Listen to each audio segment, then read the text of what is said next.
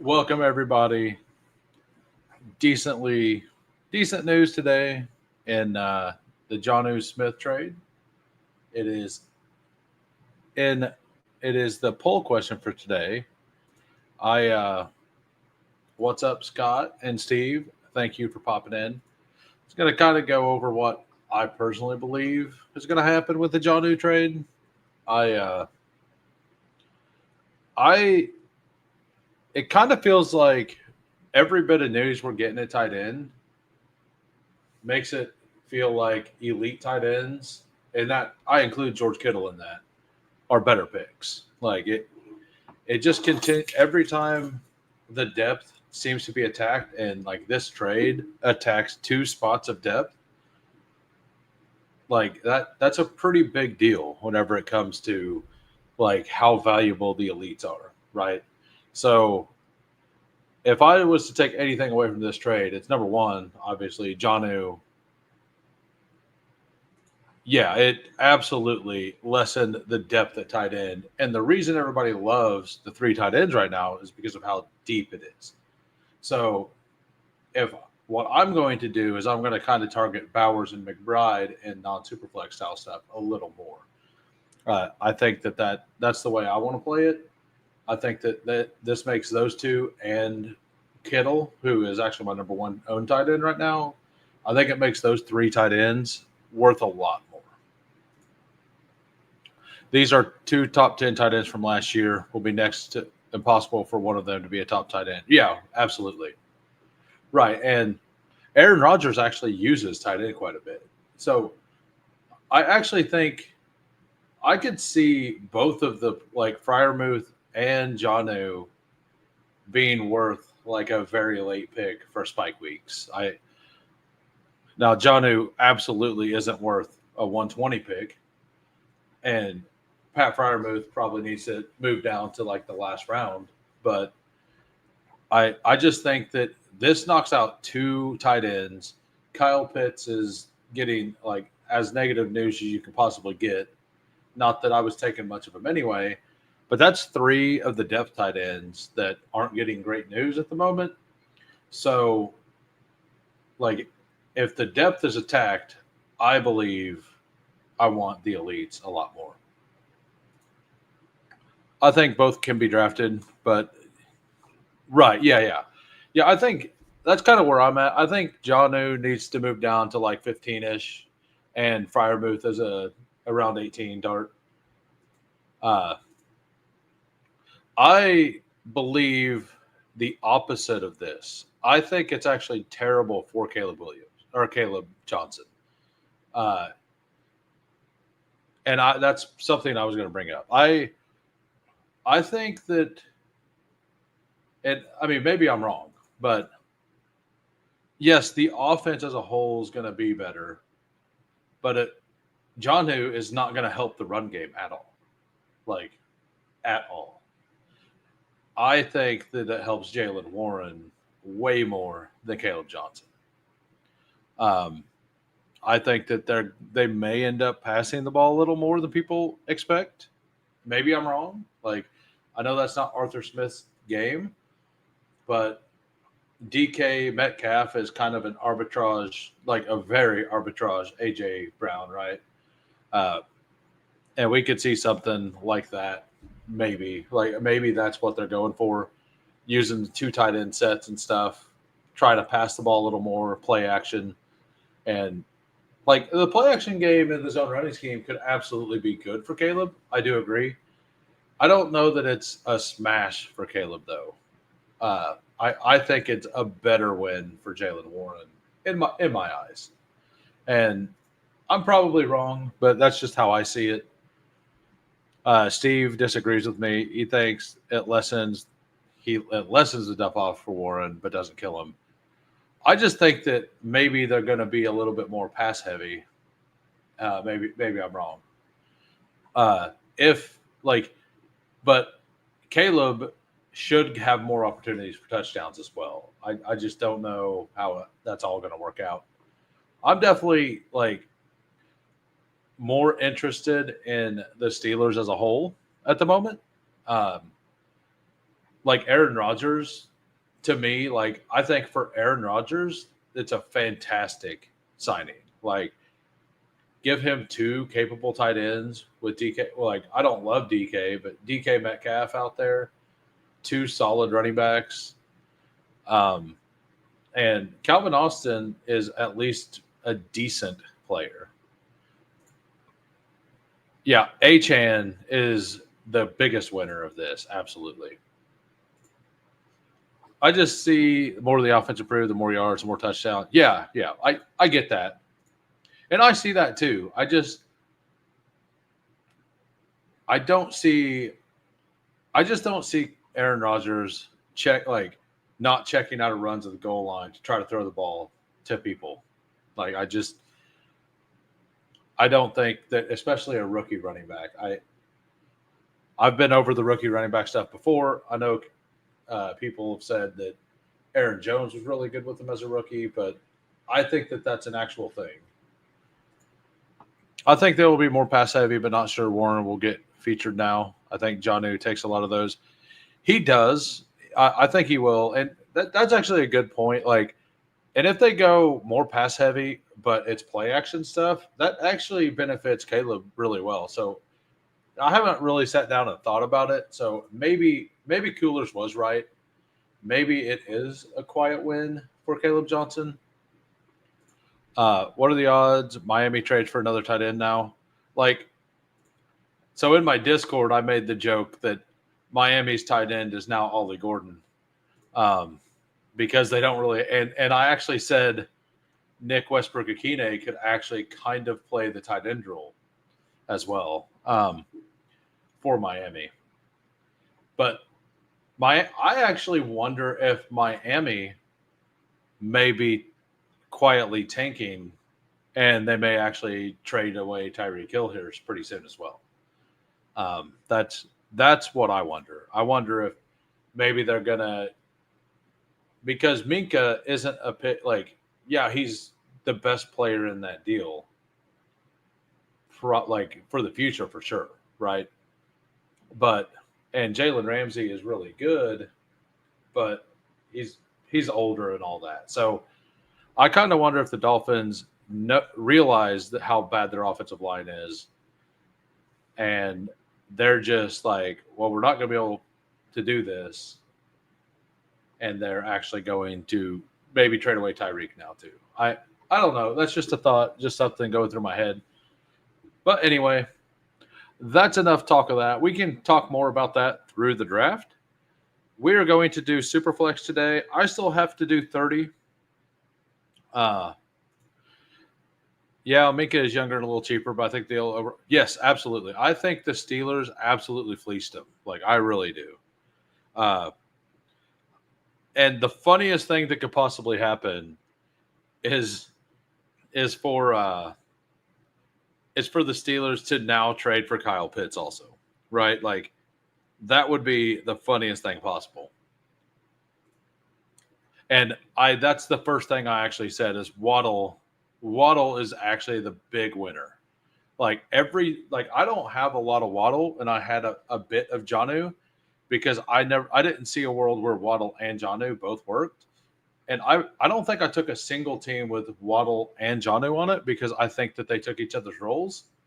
Now I think like Waddle is a very good pick, and I need to move him up. But anyway, we're entering a Puppy Superflex, and we are entering in 10 seconds. And what is this? We did not.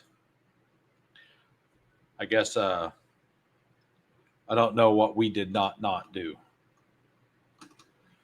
We got one more to start. Lobby filled quickly. Still one more. Where's Steve at? I was going through my exposures. I am definitely Steve at the 101. My exposures, I don't have any of the elites over 7% on 120 drafts. So I am absolutely running as cold, like very cold in this. Steve got the 101. Jack Powell, I believe, is in the 9 hole. Alex in the 7. That's you, right? Alex Allegod or Allegod? Is that Alex? Is this one you in the 7 hole? And then I got the 11. I pretty much stay in the 10 through 12. Yeah, you're I didn't think that was,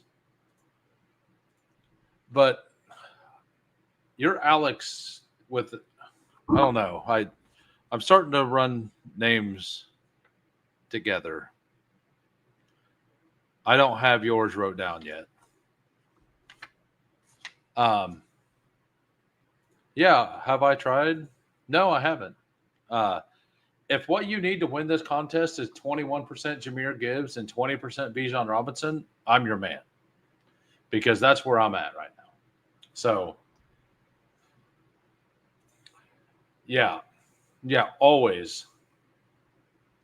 I think Ben or Steve actually saves all of his superflex just to enter with me because he only picks at the front with me.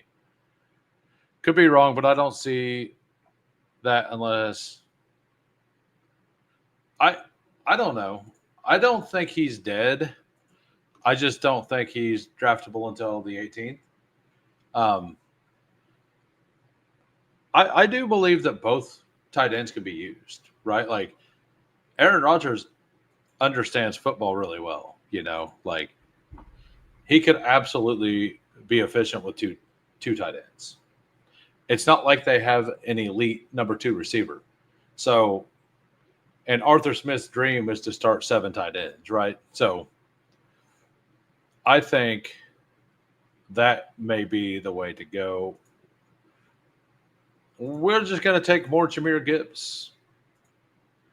Muth becomes the Pittsburgh version of Kyle Pitts. No, because Kyle Pitts wasn't like he was incredibly athletic, right? Like that was his thing. But Muth is just a good tight end. Like he blocks decent and all that as well. That is not what he's going to do. We will pull up Justin Fields. I want to get more Justin Fields in this tournament, so I honestly don't, Steve, because I'm sure it's all over 10%. But like while we're here, we will actually go and I'll show you mine. And I obviously take them every time I'm up there. We have so Drake May at 20%, first elite, all the way down here. Jalen Hurts at 7, almost even Jalen Hurts. Lamar 6.5, Jaden Daniels 6.7, Josh Allen 5.8. So if you add all that up, I'm short like 7 picks of all those. Yeah, I am. I don't have a single one at 8%. Not a single one of them. And I've never taken Jamar Chase before any of them either. So I am absolutely due. Yeah. So I've done 120 of these, and that's where I'm sitting. But I have 20. Like, if what you need is Drake May, Jameer Gibbs, Bijan, I'm going to have a really good Superflex season. If what you need is the elites, it may be rough for me. Hey, what's up, Tyler? I will shout your guys' stream out as soon as you guys go live here in 15 minutes as well. For those who don't know, Tyler and Tom, they always stream at 4:30. It's 4 to 4:30. It's a little different every Monday. I believe it like varies just a little bit. But they're going live in 15 minutes over on the Fantasy Sanctuary. That's always good content. I always go listen to that after my stream. So, or maybe the next morning. Like I always get to it. I think that Tom and Tyler have a really good chemistry when they talk about things. So I would recommend that for sure. Hey, what is up, Thad? All right, guys. Who is Julian Hill? He actually had like a game or two to where he looked okay for the DFS perspective, I believe. I just know a lot of people were talking about him sometime last year. Um, yeah, so we got Jahmyr Gibbs, we got Justin Fields, Jared Goff. Every once in a while makes it back with the Jahmyr Gibbs drafter, just so anybody's aware. Like if Almon falls to the third, half the time Goff actually makes it all the way back to you. We're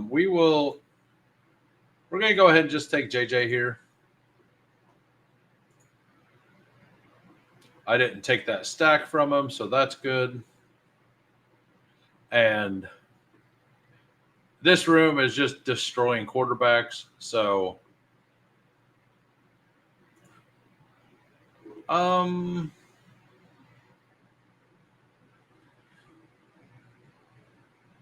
what do I want? I think I'm just going to pull Matt Stafford up. I'm going to have just a more unique pairing.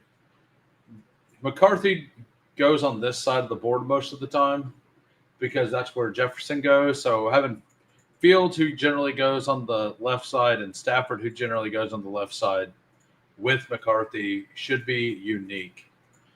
And McCarthy is actually the Week 17 bring back for Gibbs. So the goal is to get Addison or Hawkinson. And I believe I get them around 83. And if I get one of those two, I should have a game stack. So I decided to bump Achane up to get you more unique.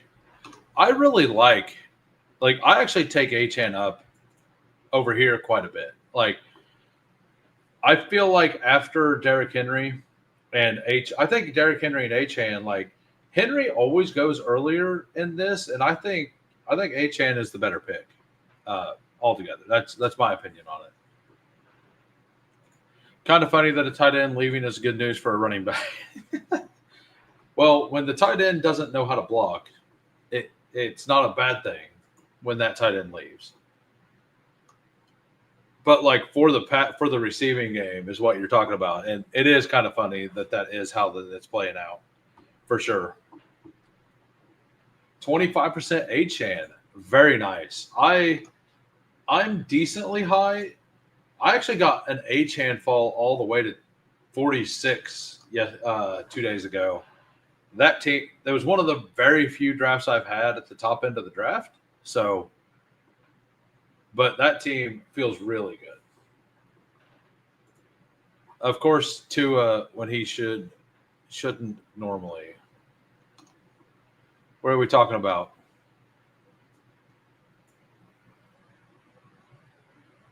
Of course, Tua goes when he shouldn't normally. I guess I don't understand that. Like, I don't know. I pulled Tua up here and there in this because I really like that Week 17 game. Oh, okay. Yeah.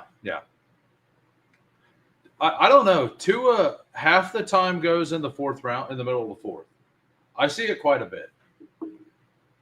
Yeah, he did take Tyreek on the way back. Yeah, I've intentionally got that stack a few times. It feels really good to get the Tua Achane stack. Achane, Taylor. Oh, Taylor made it all the way back, and Jacobs. Yeah, that's an awesome start for sure. I would love to get Hampton here. Do I want Hampton or Cook?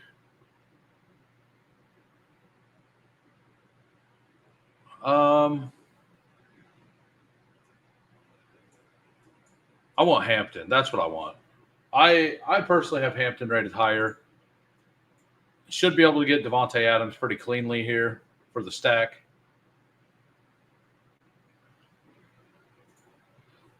I'm not sure. I have Hill, Waddle, need to look.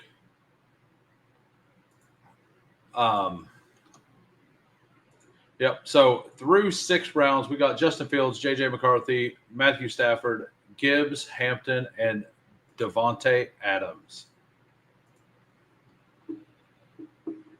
Cooks does feel like he's going to disappoint. I don't want to be completely underweight on Cook. Like, he had 16 rushing touchdowns last year on an absolute insane efficiency. Yes, if he gets more carries, he's going to look really good this year. But Ray Davis is a solid back, and they brought Ty Johnson back, and they brought Ty Johnson back partially because Josh Allen likes him, right? So I think that, like, even if they get the deal done, and yes, he's a hold in, he's like, or he's not even a hold in, he's like at practice, he's just upset about the contract stuff. Like, I'm not worried about that at all. I just don't see that efficiency being there this year. Like, I went over it before, but I'm bringing it up real quick. Whoops. Okay, so here we go. But you go to James Cook, who is right here, and you go to, where is it? 40-yard rushes. He had 4 rushes that were 40 yards, which is number 3 in the league, I believe. Yeah, so Saquon had 7, and Derrick Henry had 5. And then Jonathan Taylor, James Cook are the only other 2 with 4. He is the only one that had 100% touchdown rate on his long runs. His total carries wasn't gigantic. Where is total carries? See, he only had 200 carries. So they'll have to change the way they play offense, kind of, right? So I'm not a fan that they give him a lot more carries and he keeps the same efficiency.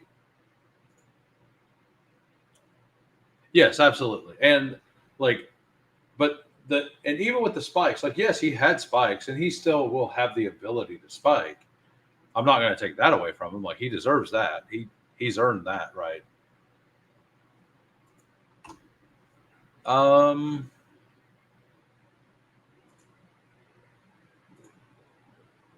We will probably want Hawkinson here.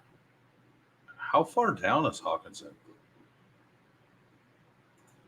All right, so after the talk today, we're going to go ahead and take Caleb Johnson. And Addison goes at 102. So we're going to chance and see if we can get one of those 2 back. Hawkinson goes and 20 more picks. So I probably won't get either one back. But I don't know. I think Addison is arguable to go with these guys, right? I think it's an arguable thing for that to happen. So we are going to, I know what I want to do. We're going to go Tyler Shuck. Hey, what's up, Steph? Cooking Bacon drafting in the same lobby as Steve O, the Sharp God. Is he in a different lobby as well? Yeah, James Cook is very hard for me to get to, for sure. Like, if he ends up getting 300 carries somehow, like, he's probably going to smash his ADP. I just don't see the Bills doing that this year. Maybe I'm wrong. Maybe somebody who knows ball a little more than me, like Steph or Steve, would disagree. I think that if they run more, it's just going to be because Ray Davis is running more, and James Cook will keep about the same workload. So, you're saying cooking bacon is better? Okay, yeah. I totally understand that. But cooking bacon is better than most things in life. So, because bacon is the best, the best food known to man.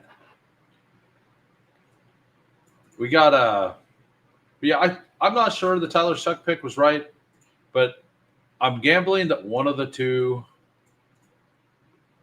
Vikings make it back to me.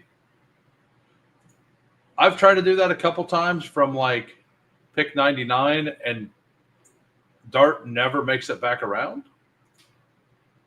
So the Bills will pay him more but give him less work. I mean, they haven't paid him yet. So if they end up paying him a ton, then maybe that's true. But they haven't paid him yet. And I'm curious to see what that deal is before I really make a big decision on it. Well, Hawkinson went, so now it's time to get sniped on Addison right here. And Jordan Mason is not a stack at all. So we will see what happens here. Washington, all right. We successfully got Addison. I really like that. We have I don't want one of those. Yeah, I think Jordan Mason's the pick here, or yep, absolutely. Although Jordan Mason doesn't really catch passes, I'm still betting on the offense as a whole. And I have Gibbs for the bring back as well. So that's why I just took him back to back. Still means I'm overstacked week 14. Yeah, because you got Drake May and okay. Yeah. Got it. Yeah, I mean, if they end up paying James Cook a decent amount, like they might end up giving him like they'll probably give him more work. I don't know if they will. Like I think if they were willing to pay him a bunch, that deal would already be done. And I think he probably understands that. That's probably why he's there. That's just me talking out loud. I no real knowledge or anything, obviously, but I don't know. I think that Ray Davis showed quite a bit last year. Josh Allen specifically was talking he was talking positively about Ty Johnson before they re-signed him, talking about how he's one of the best third down backs in the league, and and then they end up re-signing him. I mean, it wasn't much, but yeah, right, exactly. They played Ty Johnson a lot last year, and that's because Josh Allen really likes Ty Johnson. Yeah, like I actually still take Ty Johnson on Josh Allen teams in Superflex sometimes. Like I think like I don't have very many Josh Allen teams, so there's that. Because I don't pick at the front. The stud tight ends keep look better after that's exactly like at the beginning of this video, that's what I was talking about, how like you have Jonnu and Fitzpatrick and Fryermuth who both like kind of tank in their ADP. Kyle Pitts is like having injury issues and like they're just really bad vibes there. With all three of those things going on, and every time there's more uncertainty at tight end, Bowers, McBride, and Kittle just look better. So I'm curious to see how far Jonnu falls in this room. All right, probably want. I think I know what I want here. I definitely want Tajay Spears. Although that's a massive fall on Najee. I could just lock up this running back room. I don't take much Najee. This is a pretty big drop. If he makes it back around the corner, I'll take him. and just be done. All right, good. I don't really want much Najee. I don't, especially on teams I've already bet on Hampton. I I don't mind the handcuffing strategy. I just don't want to do it this early in, like with a pick that has that much capital to it. So right now we have a 4-5-3. We have Justin Fields, JJ McCarthy, Matt Stafford, Tyler Shuck. Running backs, Jahmyr Gibbs, Hampton, Caleb Johnson, Jordan Mason, Tajay Spears. Wide receivers, Devontae, Jordan Addison, and Rashid Shaheed. Definitely need to get a tight end on the way back around. Probably another receiver, maybe 2 tight ends. I feel really good about these running backs. I probably won't stop it. I'll probably take a 7th just because I really like taking a dart at the end of the draft at running back. So I'll probably add one there, but like for basically, I'm done taking them until at least like round 17. I just drafted him in round 20 on DK, Allen, Kincaid, Johnson with Goddard, Shipley. Nice. Yeah, like, especially in a time box contest, I think that Ty Johnson's a really good pick anytime you get Josh Allen. Because he had a couple big receptions last year for spikes. And if one of those 2 running backs, either James Cook or Ray Davis gets hurt, I mean, if Ray Davis gets hurt, I think that's how we could see an absolute smash season by James Cook with that happening.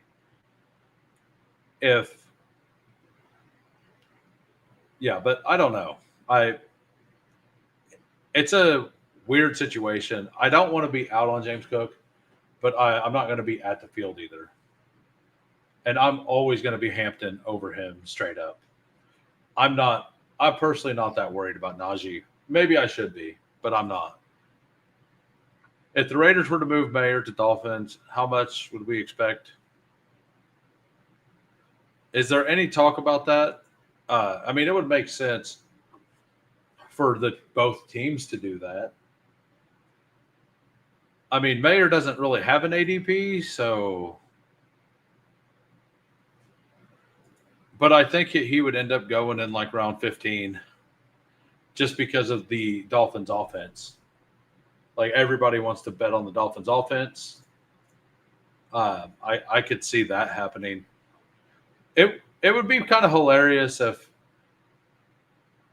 like, maybe they like Julian Hill. I don't know. I don't know what they're planning on doing at all. Like, it's pretty nuts that I still can't believe that Arthur Smith wanted Jonnu back. And I just can't believe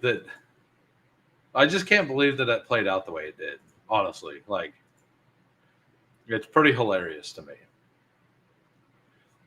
Well, definitely going to get a tight end, maybe even 2 that I really like. So, no way McDaniels like Julian Hill. He hated Gesicki. Yeah, we're just going to go ahead and take Loveland here. We'll take Ferguson if he makes it back around. I don't think he will. And if he doesn't, not taking Kyle Pitts. I mean, I might need to. I won't, but I might need to. So Cedric Tillman goes a lot higher in Superflex than he does in the other contest. I'm going to take Kyle Williams here, assuming that Bill's 12 TH man does not. He took both of them. I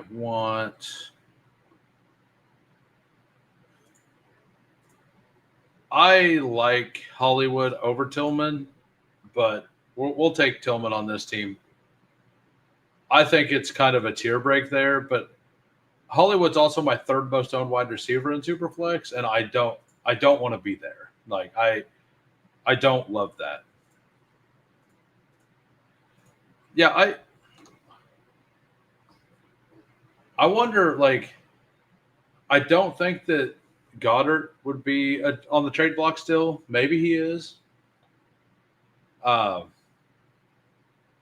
like just thinking of possible options for the Dolphins. Like I don't see a lot of them unless it's Kyle Pitts. Like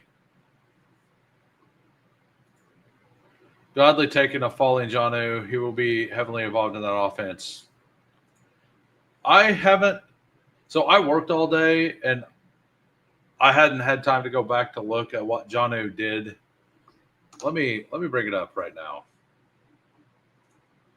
We will look at what Jonnu Smith did in Atlanta his last year when he was with Arthur Smith. So it doesn't say what team he was on. What year was that?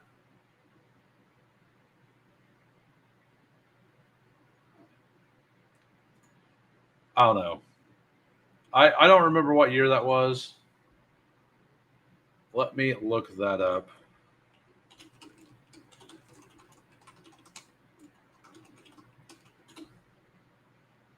So 2023. So he had 69 targets, 50 receptions, 582, 3 touchdowns, 7 PPR points, full PPR points. He had 13 last year. That was with not a very good quarterback though. So there, like I don't think it. I'm wondering how far Jonnu falls. I do think he needs to fall a couple rounds. That would make a lot of sense. Luke Musgrave seems to be in firmly behind Kraft. Yeah, that would make some sense. Um, Kansas City could trade away Noah Gray. We drafted Jared Wiley last year in the third round. He had an ACL tear last year. I could see us wanting to use him this year. And if we really like him and he's actually healthy, I could see because that happened in preseason. So I could see that happening. I mean, if they're gonna force me to take, yeah, Kincaid could be on the move. Yeah, we'll take Kyle Pitts' share. I don't like it, but we'll go ahead and do that, and then we'll take Mason Taylor for the Jet stack. Done at tight end. I don't love this room, but we're done. Definitely taking shots at wide receiver for the next couple rounds. Like we have a stack with those 3 quarterbacks, and we don't have a stack. Oh, we have a stack. We just took that stack with Fields, so we're good. We have a couple bringbacks. So these next 3 picks will definitely be a wide receiver. I do like, I guess one of these picks has to be a running back too. I don't like 5 running backs. So I definitely need a running back and probably 3 receivers. So I'll probably take a running back in the next round. I know exactly who I want. We'll see if he makes it. He has not went yet. So yeah, like let's kind of go through. Like I'm trying to think right now what other teams. Like Mayer's a really good shout out. Musgrave's a really good shout out. Who I don't really know of any other team that has multiple, unless maybe the Rams. Maybe Ferguson looks really good early in the season, and Tyler Higbee gets traded over there. That would kind of fit what Jonnu was doing as well. Komet is actually a really good call as well. Like I don't think the Higbee thing would be true, but the Browns, yeah. The Njoku, like, Colby Parkinson, that would. Well, like if they really like Ferguson, they could get a lot more for Higbee if they traded him than Parkinson. And Parkinson would be fine. Like they did fine last year with Parkinson, and that would give a better path for the guy that they drafted this year to get in, right? So I would guess it would be Higbee over Parkinson, but either one could work. No, yeah, like Parkinson wouldn't be, but I think if Higbee got traded, Higbee would be somebody worth drafting for sure.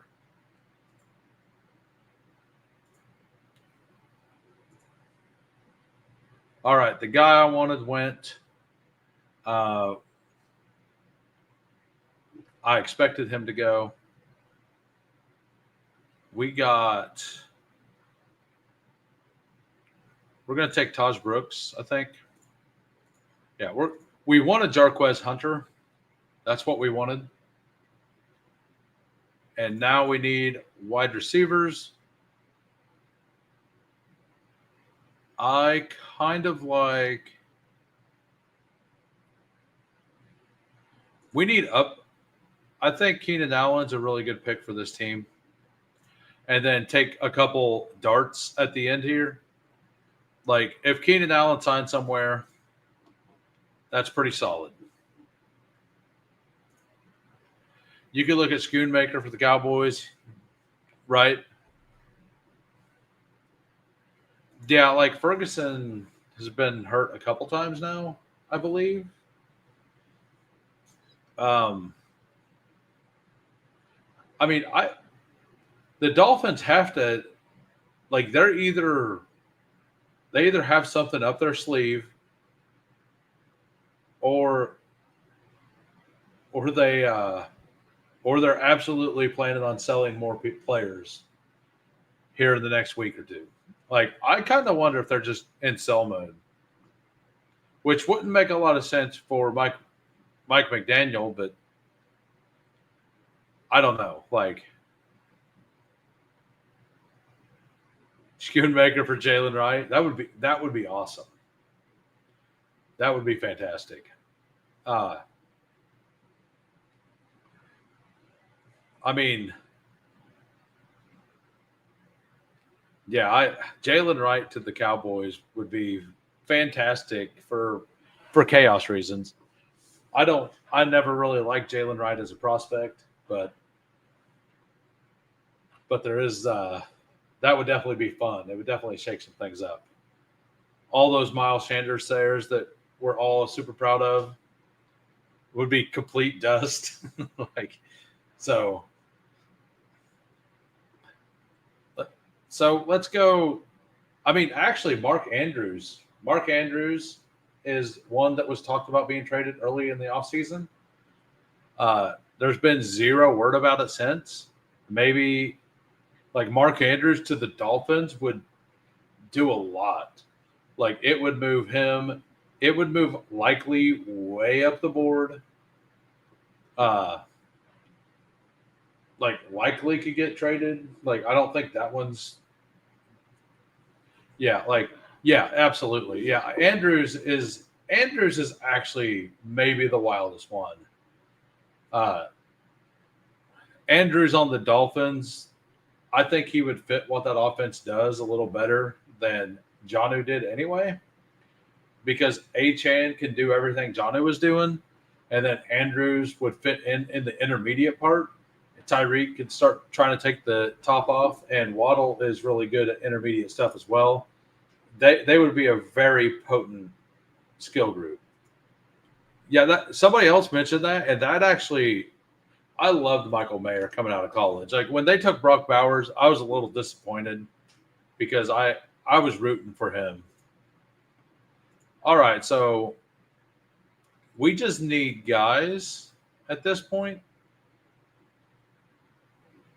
Addison probably going to be suspended beginning of the season. I don't hate taking this man right here, Deontay, at all. And I don't take very much Ty Felton, but we will take a share here. So the team, we have a 4-6-7-3. Fields, McCarthy, Matt Stafford, Tyler Shuck. Running backs, Gibbs, Hampton, Caleb Johnson, Jordan Mason, Tajay Spears, Taj Brooks. Love this running back room. Wide receivers, Devontae Adams, Jordan Addison, Rashid Shaheed, Tillman, Keenan, Deontay, Ty Felton. Not bad for only needing to start 2. And Colson Loveland, Kyle Pitts, and Mason Taylor. I like this team quite a bit. Let's look and see what Jack did here. We'll do it from the board. He went Saquon, CD. He stole Goff. CJ Stroud, Aaron Rodgers, Kittle, Travion. So Saquon, Travion, Pollard, Eckler, Sanders, Giddens, and Ollie Gordon. New tight end for the Dolphins, Ollie Gordon. We have CeeDee Lamb, Zay Flowers, Debo, Jaden Higgins, Emeka Egbuka, Pat Bryant, how dare you, and Jalen Noel. That's a really solid receiving core. Absolutely. Love the quarterbacks. Like, you got 3. That's all that really matters. And then you got Kittle, Goddard. You still took a third with Noah Gray. Still a very good team. Saquon, CD has to feel fun. And then Steve in the one hole. His quarterbacks, Josh Allen, Drake May, the New York Giants room. And then also Joe Flacco for the Week 14 stuff. Running backs, Achane, Jonathan Taylor, Jacobs, Kamara, and Braylon Allen and Mostert.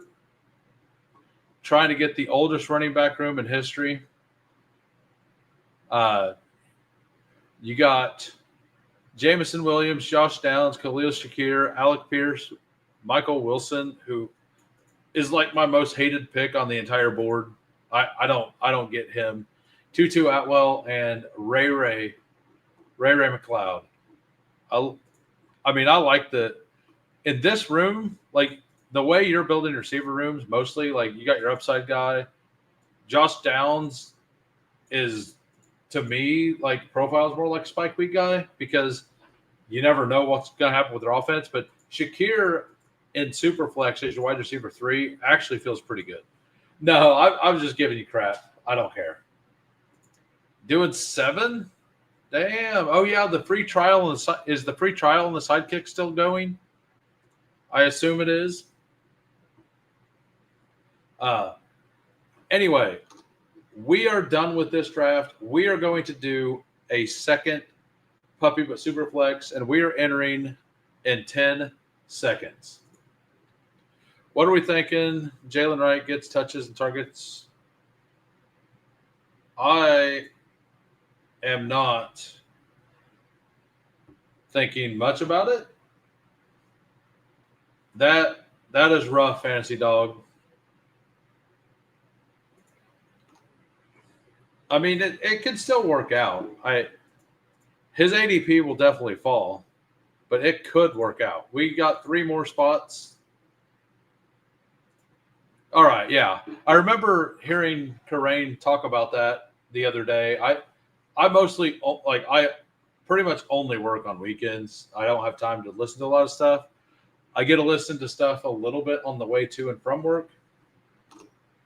So I did listen to that stream, and it sounded like I was like, oh yeah, that's pretty cool. I'll probably download it for tomorrow. It was for 5 days, which would take it through tomorrow, probably. Was that a Friday stream? I'm hoping I'm covered most weeks. I'm way behind, but want to get volume in. Okay, got it.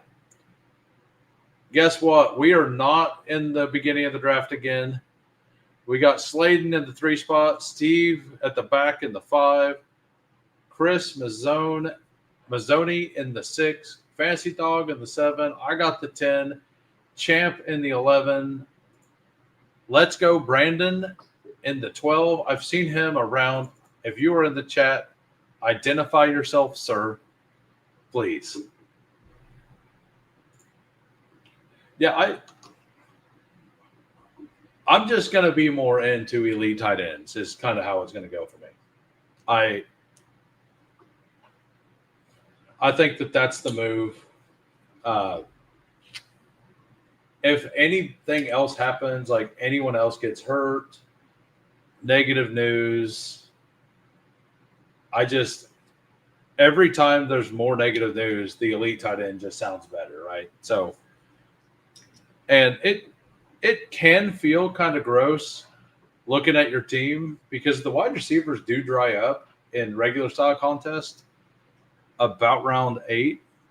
So it can definitely feel gross if you take an elite onesie, like both elite onesies, and a like running back, like, and you only have 3 wide receivers through there. It can definitely not feel great. Number 20, like, not nearly as excited for my new Superflex strategy. What is that? Or are we about to witness the new strat?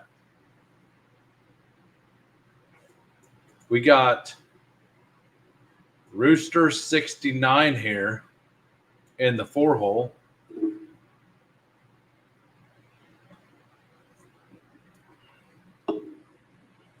All right, so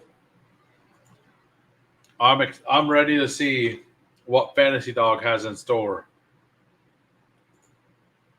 A topic I haven't heard discussed is what this means for Keenan Allen. There's only one team with a real opening for target share. The Jets are bust. I disagree. The most wide receiver needy team on the market is absolutely the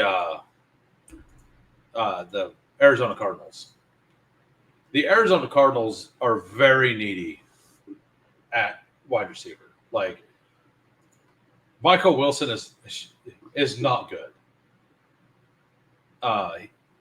Greg Dortch they both had their opportunities last year and did nothing with them.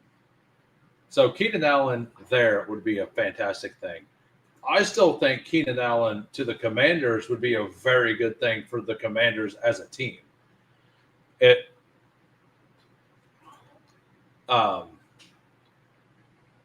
And Keenan Allen to the Steelers still would make sense because he could still be a wide receiver too, right? Like, it's not a bad thing.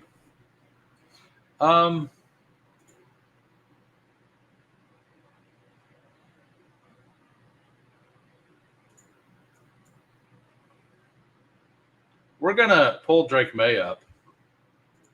We're gonna have a little fun here. Go Patrick Mahomes, Drake May.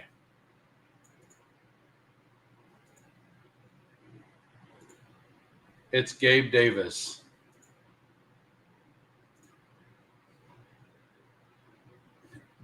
Yeah, I don't know about Kyle Pitts. Like, Kyle Pitts, I know I took him in that last draft, but I hated it. I hated every minute of it. And I think there's a lot of teams that could use Keenan Allen, to be honest. All right, thank you, Steph. I thought so. I just wanted to ask. I figured you would know. Like I said, I don't get to watch that much or hear that much on the 3 weekend days. Most Mondays I spend catching up, but today I actually went in to work as well, so I didn't have a chance to do that yet. So it is appreciated. Yeah, like a Steelers number 2 would be fantastic for Keenan Allen. He can do all the things you need to do there. I mean, if we're being completely honest, Keenan Allen would go into the Packers and instantly be their number 1 or 2, right? So, like, some people say that's hate on Jayden Reed. I think it's just a fact. I think Keenan Allen last year played better than any of the Packers wide receivers. I don't think it was close. So I'm not saying that's something they're going to do. I don't believe they'll do that, but I think that would be he would be their number 1. Sorry, I don't mess much during the draft. Next B day is 70. Old beat up hands, type it slow. Love the content and the guest. Hey, thank you. I was actually going to ask people in a poll probably tomorrow, like, if you prefer content with a guest, without a guest, like, and all that. I'm just kind of curious. Like, I feel like I do really good both ways, but maybe I'm just a little overconfident. Um, I get like positive people say positive things about both. I'm just kind of wondering if you like the mix, if you prefer guests, if you prefer the solo shows. Like, I think the mix is good, for sure. Yeah, I mean, I'll take shots on people. I don't care. Just like this, taking a shot on Drake May. Drake May at the very beginning of this contest went at around 34. So this isn't going to be incredibly unique overall, but I'm going to have the different ADPs throughout. So I would love to get one of these two. If one of those two make it to me, and like I was saying, the Jahmyr Gibbs drafter is one pick away. He's probably going to be able to take Jared Goff. That's one reason I love Jahmyr Gibbs in this, is because if Amon gets pushed around to 30 to the third round, the Gibbs drafter generally gets the option to take Jared Goff. See, that is fantastic. We will take Brian Thomas. I don't know.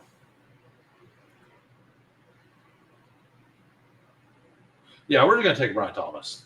I don't care if I get Trevor Lawrence. I would like to, but I'm not that worried about it if I do or don't. He is my pick 1. I am okay bringing – I don't want Bryce Young on this one. So then he takes Penix. And then does Champ allow me to have fun, or does Champ ruin my fun? Which is it, Champ? What do you got for me? Is he going to let me be the champ or not? He let me be the champ. I appreciate it. There we go. We got Patrick Mahomes. We pulled up Drake May. We got Brian Thomas back. We got Trevor Lawrence. Nice little fun start here. I don't know how you do solo shows. I think it's very difficult. You do well just being authentic and doing content around whatever you're passionate about. Well, I'm passionate about all of it. I may not be the most informed, but I have opinions. If I don't know something, like I at least attempt to look things up. There's been several times that I say things and I'm like, I don't know, let's look it up. I look it up. I'm like, hey, looks like I was wrong. Like I try to do my best, but working full time as well, I don't have I have this stuff available to look up, but it is like I like to check myself, and I want other people to check what I say as well, because the goal is to make the entire community better, right? Like I do the content because I like it. But yeah, I've been trying to get the BTJ push for Trevor Lawrence. I think this is the first successful one. So I don't snipe unless it helps. I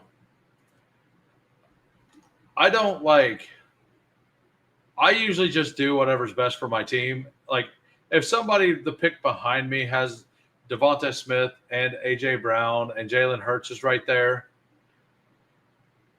and I'm 50-50 on if I want Jalen Hurts or hell, I had a choice today in a slow at pick 54 between Jalen Hurts unstacked and Omarion Hampton. And the person behind me had the double. And I was like, I already like Hampton. I think Hampton should be up about pick 40, if we're being honest, in regular style contest.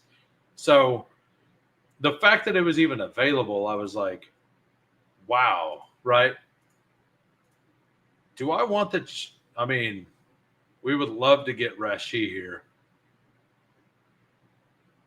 And then I'll be a little weak at running back compared to what I usually do. Absolutely. We got Rashid. We got our number one pass catcher for Trevor Lawrence and Mahomes. We have Drake May pulled way up the board, but I'll probably stack him, but it's not absolutely required to stack Drake May either. It's just he's just free to stack. I appreciate it, Steve. As being one of the guests, I assume you have an opinion on it for sure. Hey, thank you, sir. I'm just glad people enjoy and people come back and watch. We will absolutely take Hampton on the way back. Like I think he's just such a smash pick this year. Do we go over how we shuffle Tua and Rodgers in Superflex yet? I haven't went over that. Rodgers should probably move up a little bit.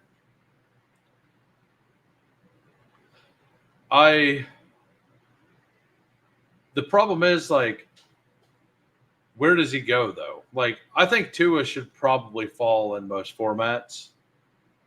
I mean, actually, I don't know. Like, maybe I know a couple weeks ago the coaches on the Dolphins come out and said that they wanted to get the ball out even quicker than last year.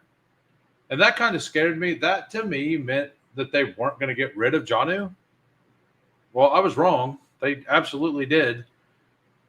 They maybe they're just saying that because they're planning on going deep again, like they did 2 years ago. I thought that was a sign that they didn't like their offensive line and they realized how weak it was. So maybe I'm like I think that, and if that's the case, and they play that way, if Tua stays healthy and he's protected, that'll be a very fun offense. I remember back in February in the Dog Pound, you spoke this into existence. What did I speak into existence? I talk a lot. I don't remember everything I say.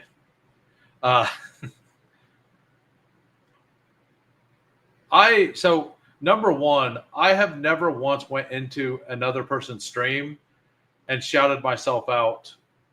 There have been times that I've went into other streams and other people have said something to me, and I try to not really do anything until they say something about it. Like, I'm not going to go into somebody else's stream and self-promote like out of the blue. That's pretty disrespectful in my opinion.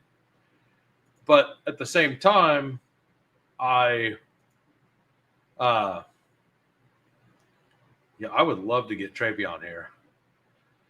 At the same time, like, if that person has shouted me out, I feel like it's fine to go ahead and say something. Because I streamed for I probably streamed for 2 or 3 weeks with nobody watching, with just like a buddy or two, before anyone even mentioned. Like, after that, I finally put a Twitter post out that said, "Hey, I'm doing this." And I waited a couple days and somebody finally said something, because I wasn't that worried about it. I was just wanting to do it eventually. And I think not having people in here watching me struggle is actually good for me overall. Do I want to take the double? I think I kind of need Pollard here. Yeah, we're going to go ahead and take Tony Pollard. So we have a 3-3-2 at the moment. We have Patrick Mahomes, Drake May, Trevor Lawrence. Running backs, Amarian Hampton, Travion Henderson, Tony Pollard. Wide receivers, Brian Thomas and Rashid Rice. This is fun. If nothing else, this is fun. Yeah, I get that, but like, I wasn't going into I was never going to go into your stream before I had the blessing to do that, right? So that's kind of what the way I looked at it is, I don't want to go into other people's chat and self promote. Like, could I have probably got more subs then early? Probably. But I would rather build relationships and not upset people. So that's just how I feel with it. Um, so let's see what Sladen's doing over here. He's got Lamar Jackson, Caleb Williams, Jordan Love, Trey McBride, Brees Hall, DJ Moore, RJ Harvey, and Zay Flowers. He's about to take an. He might take the guy I love here, but one of the two should be available at 118. I would guess. Steve has Burrow, Purdy, Achane again, Stafford, and Aaron Rodgers, 4 quarterbacks. Devontae Adams stacked up with Aaron Rodgers, not Matthew Stafford. He's expecting the midseason Steelers trade, where the Steelers trade for Devontae Adams. So Aaron Rodgers can throw to Devontae Adams. He's got both. He's got the early season Devontae Adams and the late season Devontae Adams stack already. Look at that. What a leader. What a thought leader right here, Steve. I love it. Then James Conner, Quinshon Judkins. I like that team. Did someone come? No. I'm not saying somebody did, but other people were telling me I should do that. And I was like, no, I should not. I've been over this before. I don't love Travis Etienne, but we're going to do it here. We'll probably take Steph Diggs when it comes back around. I think if we knew 100% that Steph Diggs was 1,000% healthy, he would be going around where Chris Olave goes and Jerry Jeudy goes. And I already have Drake May with the stack here. I'm fine taking Diggs. I really like Diggs this year. Taking Diggs here allows me to stop at 5 total wide receivers as well. I have 3 different bye weeks. I have Brian Thomas, Rashee Rice, Steph Diggs. I could probably go 8, maybe even 9 wide receivers in this room, or running backs in this room. So I really like that. Probably pick up a tight end on the way back around. Definitely take a running back and maybe also a tight end with my next 2 picks.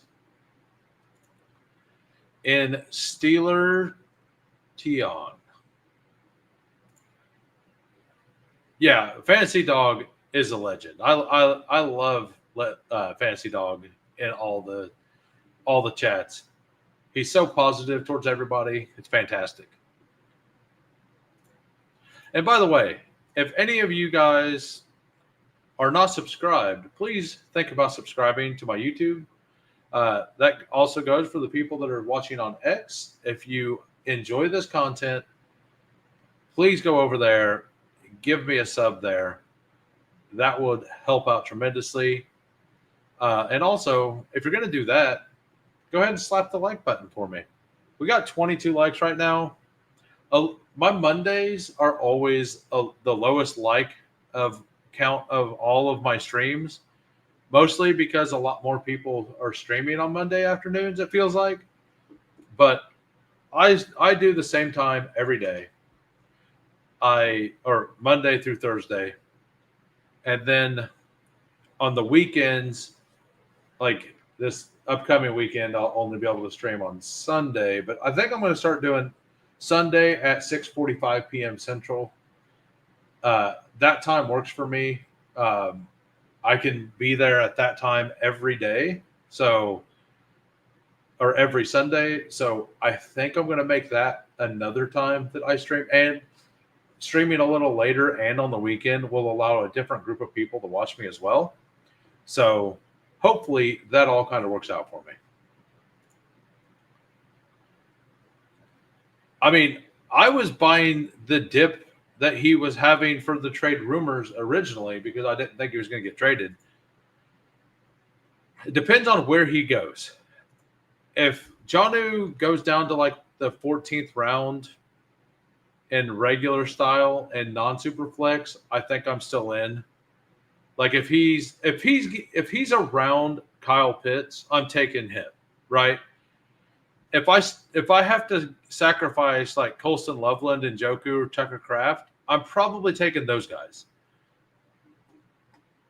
All right, running backs available. Why not? Ooh, actually, we're just going to take Dobbins. Did not realize Dobbins still there. I had like 11% Jonnu. Big Draft Energy says, I love this content so much. I subscribed and liked with two. Nice. I appreciate it. I was pretty sure that like the Dolphins offensive line is awful. And that they were going to have to throw the ball quickly. So I liked him quite a bit. But he is not on the Dolphins anymore. So that did not work out. But I still think like all of the tight end, if you had two tight end rooms with Jonnu, like a Brock Bowers, Jonnu Smith room, like I had probably had one of those somewhere. That room probably doesn't feel near as good as it did. But it's not like Jonnu doesn't have the ability to spike still, right? Yeah. Yeah, did you like that comment I made in my Discord? They like, what are they? Everybody was like, what are the Dolphins going to do at tight end now? I'm like, probably Ollie Gordon. You know, like he's just because of his size and just a joke of him being slow. Yeah, I thought it was pretty hilarious. Definitely not truthful. Like, not an honest take, but so we think Wuth or Washington, I guess. So we think Muth or Washington get traded. I don't know.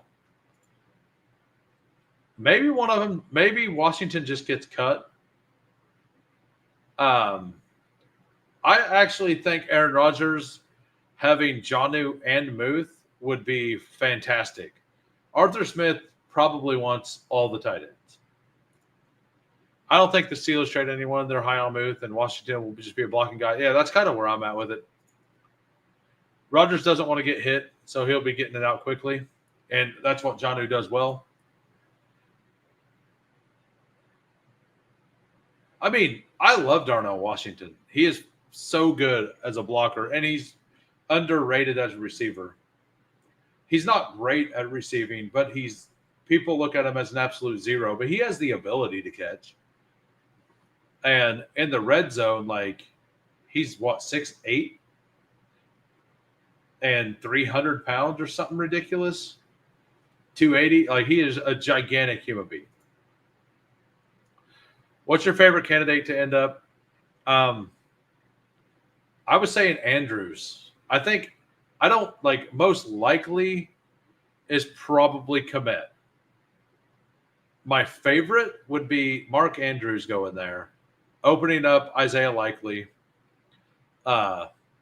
Andrews, I think, would complement that whole offense really well. There was also talk earlier in the offseason about him getting traded. That's been completely tabled. But now maybe I feel like the Dolphins are going to do something. They're either going to trade for a tight end of some sort or trade away Tyreek Hill. That's kind of where I'm at with this. Yeah, we'll take Garendo here. I like Garendo. Look, and yeah. I don't think so either, but it's my favorite thing that could happen. Like, and that's what you asked. Your question was, what is the favorite? And my answer is, I love Mark Andrews there. Like, I think it would be a lot of fun. I don't know how great, like, it would either be amazing or awful. But Cole Kmet would probably be the best possible thing for my bags. are the Dolphins tanking? So I don't know. I don't think they are, and like that's not good for Mike McDaniel if they do decide to do that. Yeah, we can afford to take Kyle or Dallas Goddard here. We will go ahead and do that. So the team right now, we have a 3-6-6, 3-6-3-2. Patrick Mahomes, Drake May, Trevor Lawrence. Running backs, Hampton, Travion, Tony Pollard, ETN, J.K. Dobbins, Isaac Garendo. Wide receivers, loaded, Brian Thomas, Rashee Rice, Steph Diggs. Tight ends, Tucker Kraft, and Dallas Goddard. Hill is not on the – yeah, that's kind of where I'm at. He keeps talking about it, and, man, like, I would absolutely love to watch Tyreek Hill go to the Commanders. Like, if Tyreek Hill goes to the Commanders, just from a football fan perspective, like the only thing that the Commanders don't have is insane speed deep. Like Terry McLaurin is awesome, but he's not like a burner. Deebo Samuel, I think he would be a way better pick if he had Tyreek to take the top off as well. I think that would be the absolute perfect fit. I don't know financially, like if that's something that Washington will be able to do, like with the cap. But as I've talked before in this draft, the other situation would be trading them to Arizona. Like Arizona has no speed. Michael Wilson doesn't have speed. Marvin Harrison doesn't have elite speed. Trey McBride doesn't have elite speed. The fastest player on the team might actually be Kyler Murray, their quarterback, right? Like even James Conner, like he doesn't have elite speed. I really like James Conner. I really like Trey McBride, but they don't have elite speed. So the Cardinals adding Tyreek Hill to me would be fantastic. Because Kyler also plays really good out of the pocket, and Tyreek is maybe one of the best wide receivers we've ever seen at adjusting to a poorly thrown ball downfield. So I think that would be a fantastic thing. I think it would open up a lot of things for them as an offense, and I think they could be a really scary offense if that happens. All right, we got Hunter Henry went. What? I definitely want to grab this guy because he's awesome. And we're going to go ahead and just snag Pat Bryant and probably take our last wide receiver here. We'll take Palmer if he makes it. We could take Quentin Johnston. No, Palmer would be perfect because he perfectly lines up with the bye weeks. Dobbs would be fine. Alec Pierce would be fine. I have seen an incredible amount of Tyreek fading wish casting today on Twitter. I got 20% Nick Westbrook-Akine. Yeah. That also has a bunch of NWI. I have a couple shares. I didn't go overboard. Like NWI, if they don't do anything, is probably a pretty solid pick right now. And if Tyreek gets moved, he's a fantastic pick. It's a fantasy manager's equivalent of Powerball drawings. Are you talking about like people who have faded Tyreek, like talking about how bad their offense is going to be and not worth it or something? Like I said, I haven't really been on Twitter today. I don't really look a lot on the weekends. So I think this might be the fastest version of Tyreek we've seen in Miami with all the track work he's been doing. Dude, Did you see that video of him in the sprint? Like with the, what was it, 10.00 something? I'm way overboard on NWI. Stay yourself, Fantasy Dog. They brought NWI in early for a reason.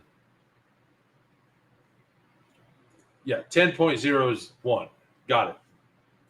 Yeah, it was wild. Like, people were like, "Oh, maybe he's washed." I don't think he's washed. I don't think he's washed. Um, and last year, like, his hand injury was underreported, right? I'm not overweight on Tyreek Hill, but man, like, if Tyreek stays on that team, he's probably, like, I think I got 5% or something. Like, I'm not fading him, but I don't have a lot of them either. Um, I basically I was only taking Rashee Rice where he went, and I still have 25% Rashee Rice because I was doing that, and then I was also taking Devontae Adams every time before him. And now that both of them are moved up above him, like, he's kind of next on the list for people that I think I want. Like, I want him over Garrett Wilson. I want him over Marvin Harrison Jr. I want him over Jackson Smith and Jigba. I want him over all those players. I just don't get the love for Waddle. He had a terrible year last year, and like Carr to Olave, it won't be long. So Waddle fits stylistically. I think Waddle fits what Jonnu done better than anyone else. So if they don't get somebody to replace Jonnu, those routes that Jonnu was open on and successful at, I think that gets replaced by him. So that is my take on that. That's why I think Waddle should be fine. Waddle could, like, he finished most of the drives last year on the sideline. We're gonna go ahead and pull up Rashard Smith here. We're just kind of taking shots on that offense still. Probably need another tight end. Take a Theo Johnson chair or Juwan Johnson chair. Probably Juwan Johnson here. So Omarion, Travion, Pollard, Etienne, Dobbins, Garendo, Brashard. That's probably serviceable. I'm perfectly fine with just these 5 wide receivers. Juwan's the one I wanted. That feels fine. I'm probably going to – I mean, the reason I wanted Juwan is in case Spencer Rattler makes it back around, I'll take him. If not, I'm definitely going to end with a quarterback of some kind and another running back. Will NWI still go undrafted? He'll probably start getting drafted every time. We're at 25 likes. To do a third draft, I would like to get to 30 likes. I should have said something earlier. I will vamp a little bit. I'll go over the teams after this. Wouldn't mind chilling tonight. It was really hot today, so I would be absolutely fine stopping for sure. But I do appreciate everybody who's made it out. First, Achane and the backfield, I think, make up most of the work. Agreed. Yeah. NWI will not only get drafted, but get the yes. Yeah, that's exactly what it'll be. He will start going. To me, NWI should now be drafted before Michael Wilson, who should not be drafted. Goodish fantasy dog. I'm going to catch up. I mean, a backup wide receiver running in shorts got into the 180s, right? Like Dante Thornton. Yeah, like, what do people expect, man? Like, this dude who is a 4.3 something 40 guy looks really fast whenever he's not being touched at the line of scrimmage. And the guy who was a former tight end in college and wins by nuances in his route, and Jack Besh, like, didn't look good in shorts. So he just falls down the board. Like, what were people expecting? Like, I don't get it. I don't know what anybody was expecting there. I know that I was not expecting, like, I know it was basically what I expected happened, right? All right, so maybe we take the new tight end in Miami, Ollie Gordon. Should we take the new tight end in Miami and Ollie Gordon or not?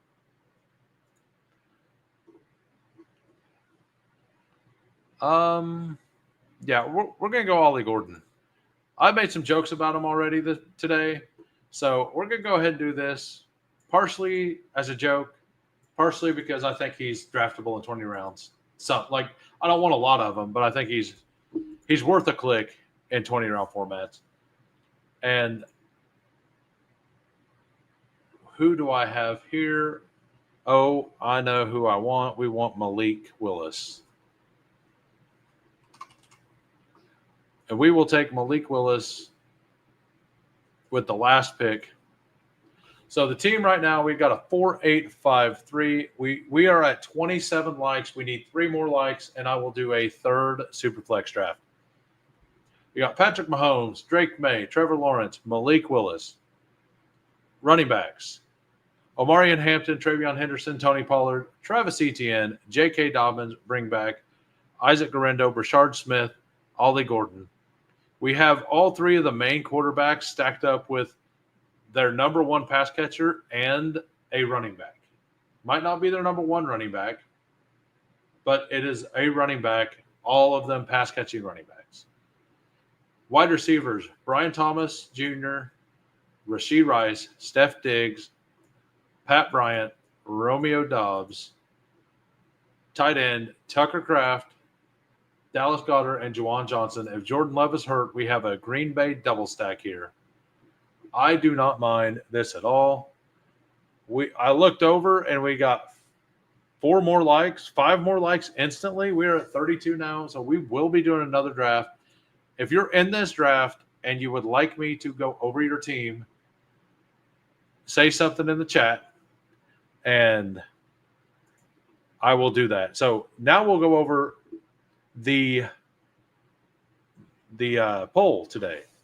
Poll today: winner of the Jonnu trade, Jonnu, Jordan Ramsey, a 2027 7th for Minkah Fitzpatrick and a 5th. Who won? 42% said the Steelers. That's my vote. 39% said nobody, which was my second vote, and the Dolphins at 18%. That I will go over. Fantasy Dog said he was doing a new strategy. So, did you land your strategy, sir? Did you land the strategy?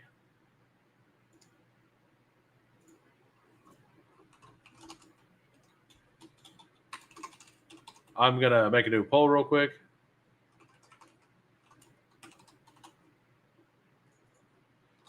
It'll be who will be the new Dolphins tight end. There we go. Komet, Mayer, Julian Hill, or we'll say Andrews, which is probably not the right answer, but that is the poll. I guess Kyle Pitts would have been a good one. I think you can only do a couple of them. Do mine. Auto pick St. Brown. Would have taken a running back. Got it. All right. So Fantasy Dog went 5.582. Kyler Murray, Bryce Young, Tyler Shuck, Joe Flacco, Jalen Milroe.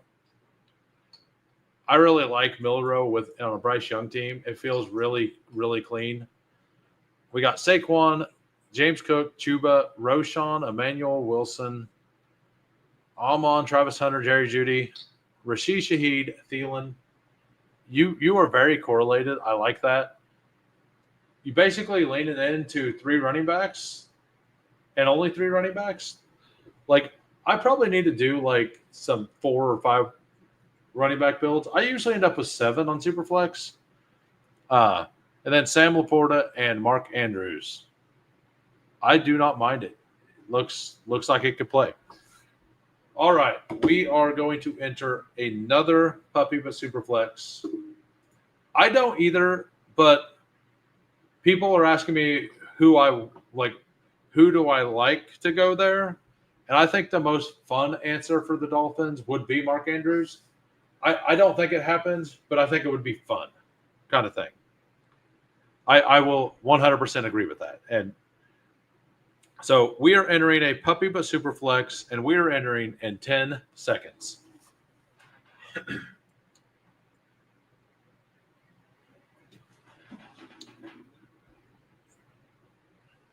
All right. Sorry, I had to take a drink for the audio listeners out there. We 10 of 12, 2 spots. So am I going to get the 12 spot? I've got the 10 and the 11 now. Am I going to get the I bet I get the 12. Your fantasy dog is here. It's always fun. One more spot for the Superflex, the puppy but Superflex. I will correct myself. We are now waiting. Oh, you got the 7. Steve back up top. Champ got the 1 hole. Sladen got the 2. Steve got the 3. Chris got the 4. OnlyFans, not I see it says OnlyFans, but OnlyFans 98. I got the 7. Pepper Tony got the 8. And Fantasy Dog got the 11. Vaporware got the 12. This is friends and family. We got everybody here.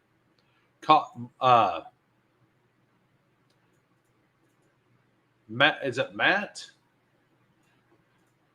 No, it's Mark. Mark Cox from JT Bestball stream. He is at the 10. Oh, shocking. Steve in the top 3. I went over my exposures earlier. I have 0 of the elite quarterbacks over 8%. I have one and I'm 0 for 3 today. So Steve showed me his exposures. He's 35% Lamar Jackson, 45% Jaden Daniels, 31%, and yes, I know, 31% Josh Allen. I don't know how he got over 100%, but he does. I don't know. I don't get it. I love this name, OnlyFans 98. That's so good. We will take Bijan. Like, I am Bijan RB1 this season, and I've picked a bunch from 7, 8. So I get a bunch of Bijan and a bunch of Jahmyr Gibbs.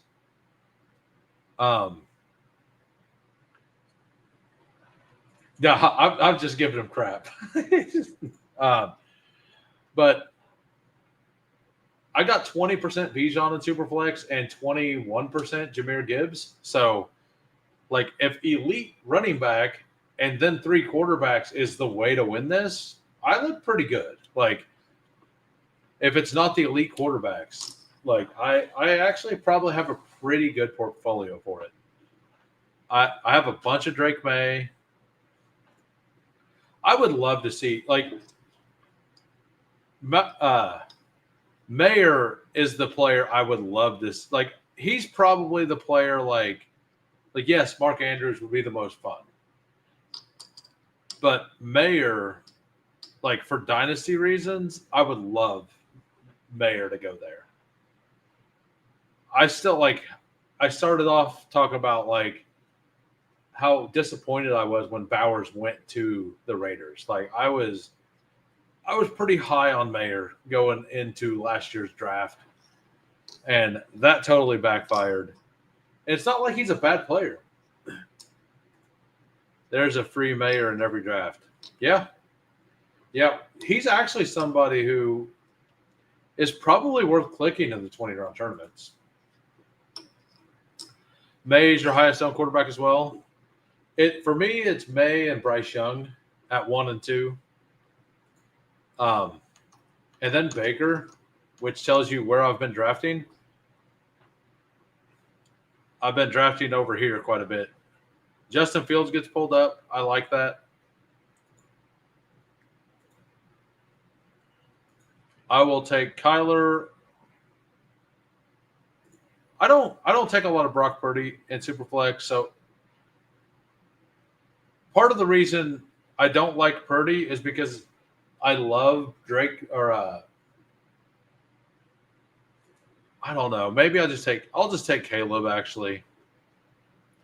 So I really like Bryce Young in the 4th. And if you take Brock Purdy, you can't get to him that easily.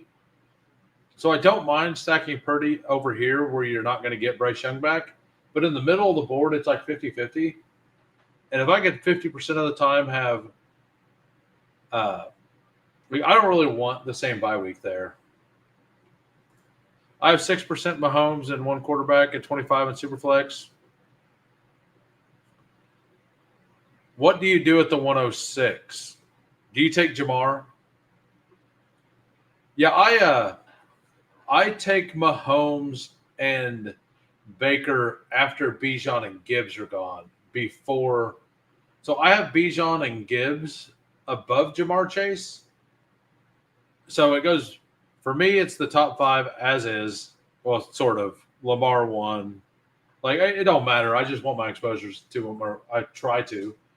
But then it's Bijan Gibbs at 6-7, and then Chase, and then it's Mahomes, Baker, then Bo, and then Fields, and then Kyler is how I have it. And then the other running backs, and then Jefferson, and then CD. I will mix in Jefferson and CD and stuff here and there just to kind of have different teams. But that's kind of where I'm at with it. And to be honest, I'm Drake May over Caleb Williams for sure in this. I 100% am Drake May over Caleb Williams for Superflex. We were having a discussion like that in my Discord earlier as well. It started as a Justin Herbert versus Caleb Williams discussion. Myself, I still want Caleb Williams to prove to me that he actually loves football. That's what I want. I want him to prove that he loves football to me. So I was just talking about not wanting to just stack the bye weeks, but we just did it. We got the stack with Bijan. We're fine with that. It's fine. The quarterbacks all went. This might have been the draft to just take a bunch of studs. Probably taking Malik Neighbors and trying to get Dart later was probably the right move. But we didn't do that. So this will be the last Superflex I do today on stream for sure. If you guys would like me to do, I'll set a goal for a 4th draft. It won't be a Superflex. It will be an eliminator or a pit bull. We could take a vote. But we're going to make the light goal pretty high for that because I honestly would love to not do it. The goal will be 45 likes. So we've hit 40 my last 3 streams. So if we hit 45, I will do a 4th draft. I'm going to try, and I'm going to have to book it the next couple days because I still had 30 to do. I mean, we'll just do this. We'll just stack up the Bijan, Drake London, Michael Penix. This is a fun team. Now, I'm going to be hurting a quarterback for sure. But we're trying this. We're going to see what happens. I got 77 to 80-ish. Let me look.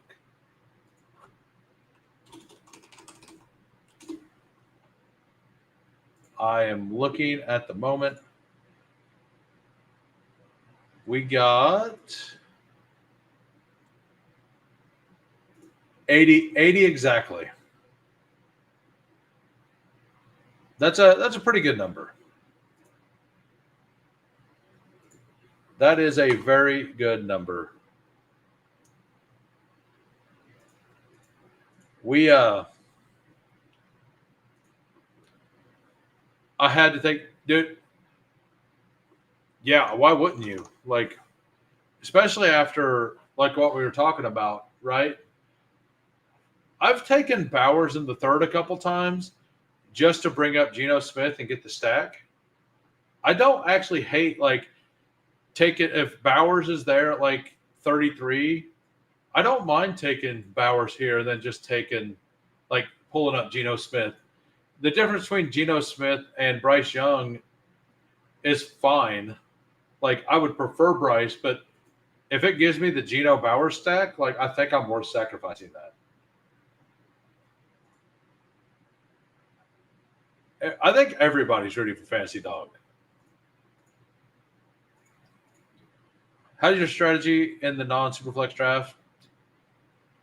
Uh, quite a bit. I mean, it's PPR versus non-PPR. It's quite a bit difference. The main thing is the extra rounds, right? Hey, we get a blessing.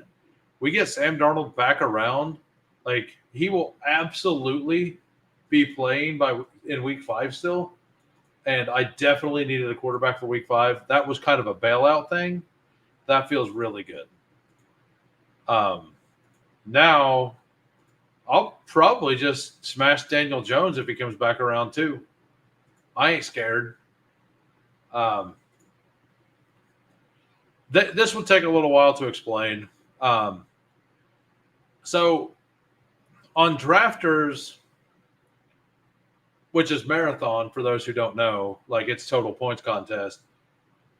You want to take like I don't know that this is right, but I feel like stands on players is a better way to play it because you need to hit the nuts. So if you have a player you love, having a stand on that player tends to make more sense because you want to give yourself like last year, you could not win without Saquon Barkley, right?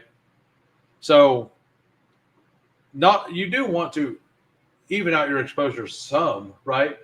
But you want to have a couple bigger stands and then differentiate your drafts between those players. Like let's say you have 4 players that you want to be 20% on, right? I consider 20% a pretty big stand. Like I want to take those players very often. I want to take 2 or 3 of those together very often, but I want to differentiate everything around those players. Yeah, we'll take Kenneth Walker. People don't realize that Kenneth Walker had 46 receptions last year. I don't think many people do realize that. And I am moving Aaron Rodgers up. Yeah, so I've been kind of on this. I didn't think the Steelers were going to be a very good team thing this year. I think that the Jonnu plus Jalen Ramsey addition, like, I really think that helps their offense overall a lot. Giving another veteran to Aaron Rodgers, I don't know that they're going to be a playoff team, but I was thinking they were going to win like 6 to 7 games. It kind of feels like they're making moves to win now. Maybe I'm more 8 to 10 games now. It is net neutral on defense, but like I think the corner position is more important than this. Like Meek is a better player than Jalen Ramsey, but corner is a more important position than safety, right? So I think that for this year, it makes more sense for the Steelers if they want to. And they're obviously in win now mode since they have Aaron Rodgers. It's not like Aaron Rodgers is going to be playing in another 5 years. We hope. I mean, if he is playing in another 5 years, we won't find out until that June that he's playing. So, Mike, 0.555 Tomlin will do it again. He might. All right. So, what do we have here? Tyler Shuck is still available. Anthony Richardson's available. What running backs do we have? We have DeAndre Swift. Swift catches passes too. We'll go ahead and take Swift here. We're doubling up these two quarterbacks with those two. We'll take, if any of these guys are available on the way back, we will take them. That is my play. I'm letting everybody know so you can plan accordingly. I vote for Noah Fant. Ooh, that's actually a good call.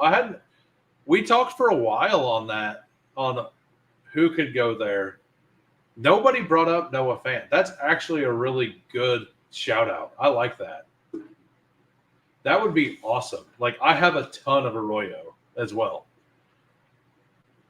Yeah, I think that would make the most sense. And if the Seahawks could get anything for Noah Fant, I think they would take it, right?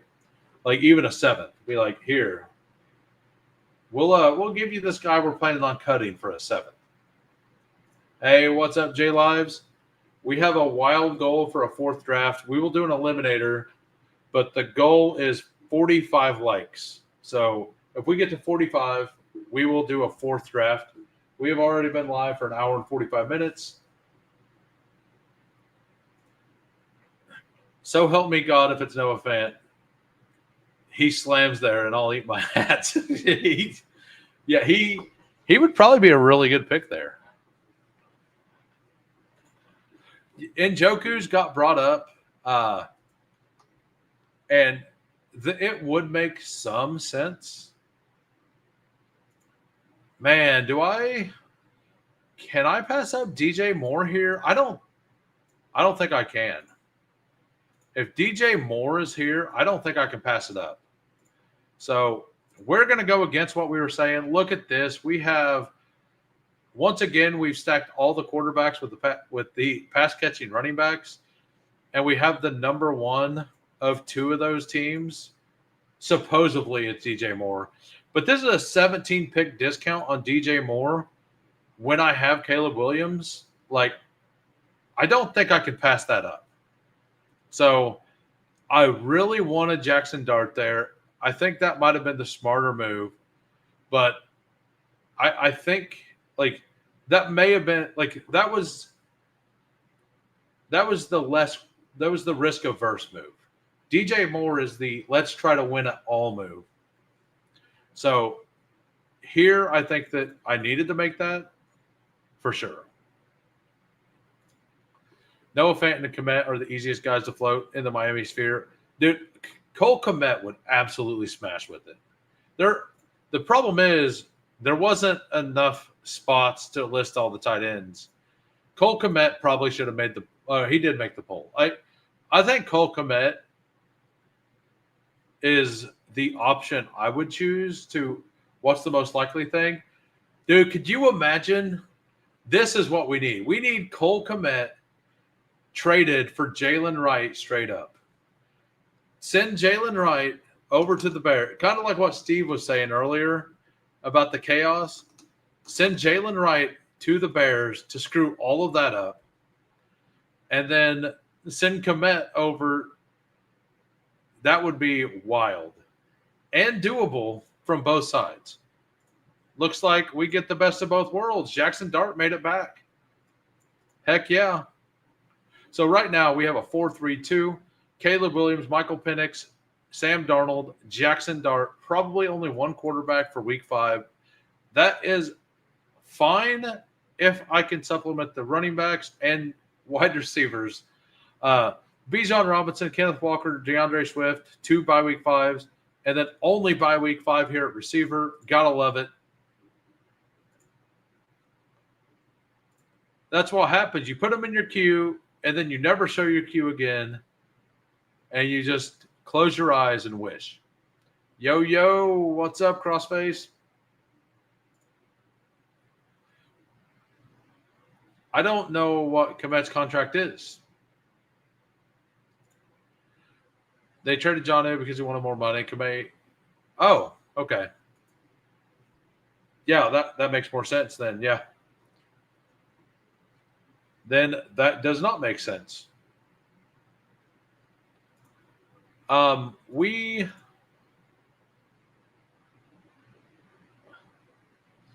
What do we want to do here?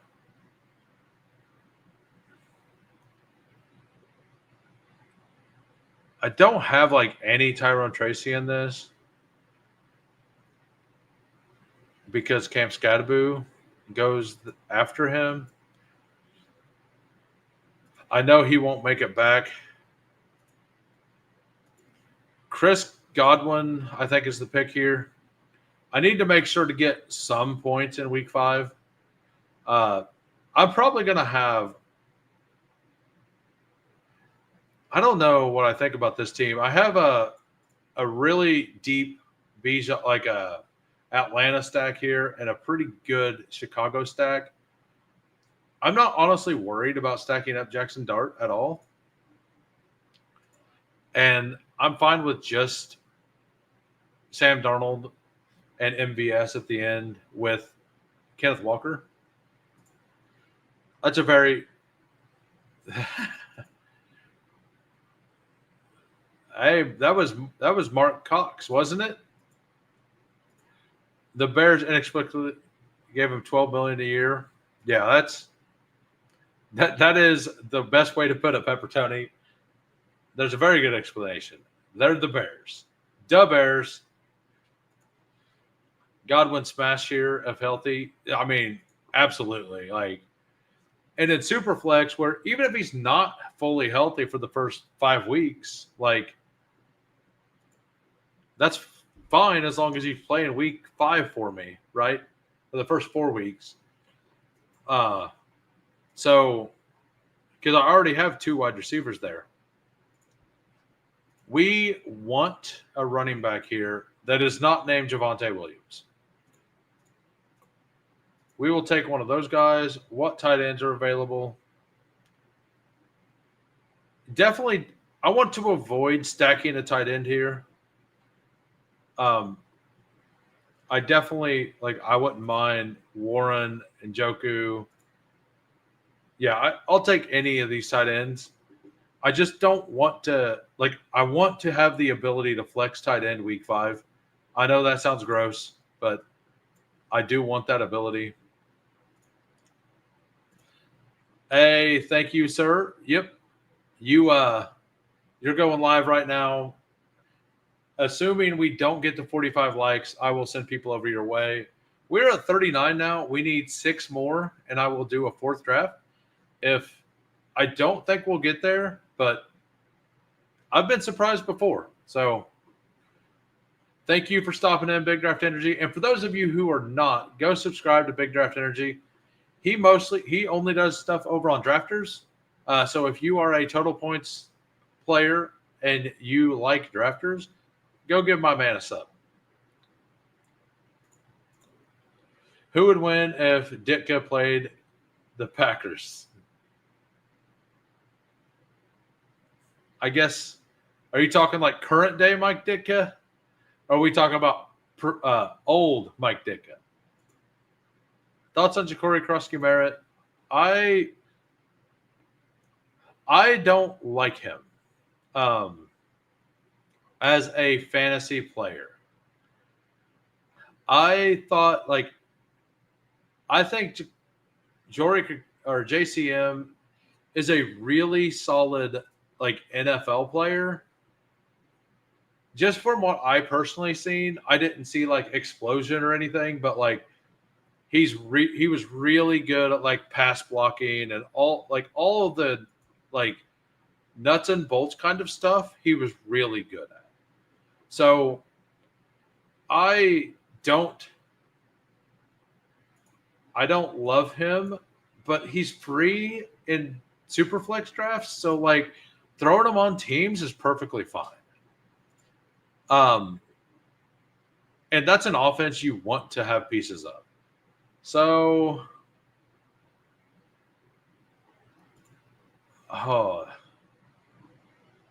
we're going Dalton Kincaid here, actually. I should have probably went Cooper Kupp, but we went Dalton Kincaid, 10 picks before ADP.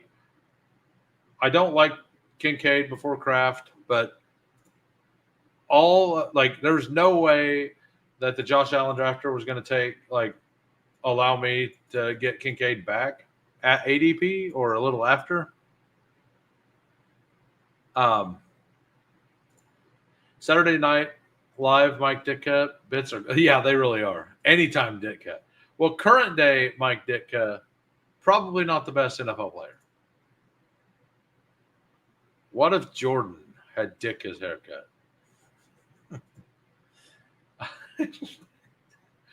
What a wild thought. I must have started. I think he's draftable if he goes to round 18. I think Aaron Rodgers, from a tight end, you're just looking for a spike week here and there, right? Do I think Aaron Rodgers could have 2 tight ends with 400 yards and 4 touchdowns? Absolutely. Do I think one of those tight ends could have 600 yards? I mean, he could easily throw 1,000 yards between 2 tight ends, right? Especially on a team that is pretty devoid of talent at wide receiver. Their wide receiver 1 is DK Metcalf, who a lot of people absolutely love. He's good, but Calvin Austin's their wide receiver 2. Roman Wilson's their wide receiver 3. Their best pass catchers are DK Metcalf and both tight ends. So I see a lot of 12 personnel for them. I don't think he's undraftable because he's a spike week guy.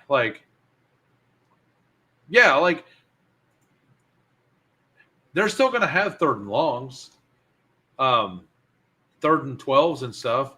Are they going to want to trot out 2 tight end sets on 3rd and 12? I mean, it is Arthur Smith, so maybe. But I'm going to guess the answer. The answer should be no. Is this?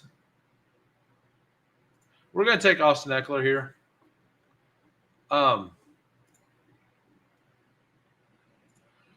They are very likely to have the highest 12 personnel in the league with the Browns, but the issue, right. It depends on what you consider draftable. Are you considering somebody who could give you 10 points okay in the 18th round? Because 3 catches, 20 yards, and a touchdown is very doable for Pat Freiermuth, right? In the 20th round, out of that position. So three receptions, 20 yards, that is 10.5 fantasy points, right? With the touchdown, or that's 9.5. So that's basically 10. So it's 4 receptions. It'd be 10 points, right? So do you think is 10 points worth adding that 3rd tight end to give you that floor? Or are you going to do what I do and you're going to shoot for Elijah Arroyo, Harold Fannin, Theo Johnson, who give you the bigger floor? I'm not I think if you have Aaron Rodgers, it's fine because you still have the upside. He's going to have a floor. I think they'll both have some, not really a floor, but they'll give you some 10 to 20, some 10-point weeks. But if one of those 2 get hurt, the other one is probably an absolute smash. All these tight ends are by week 5. All of them. Every one of them. We took Trey Harris.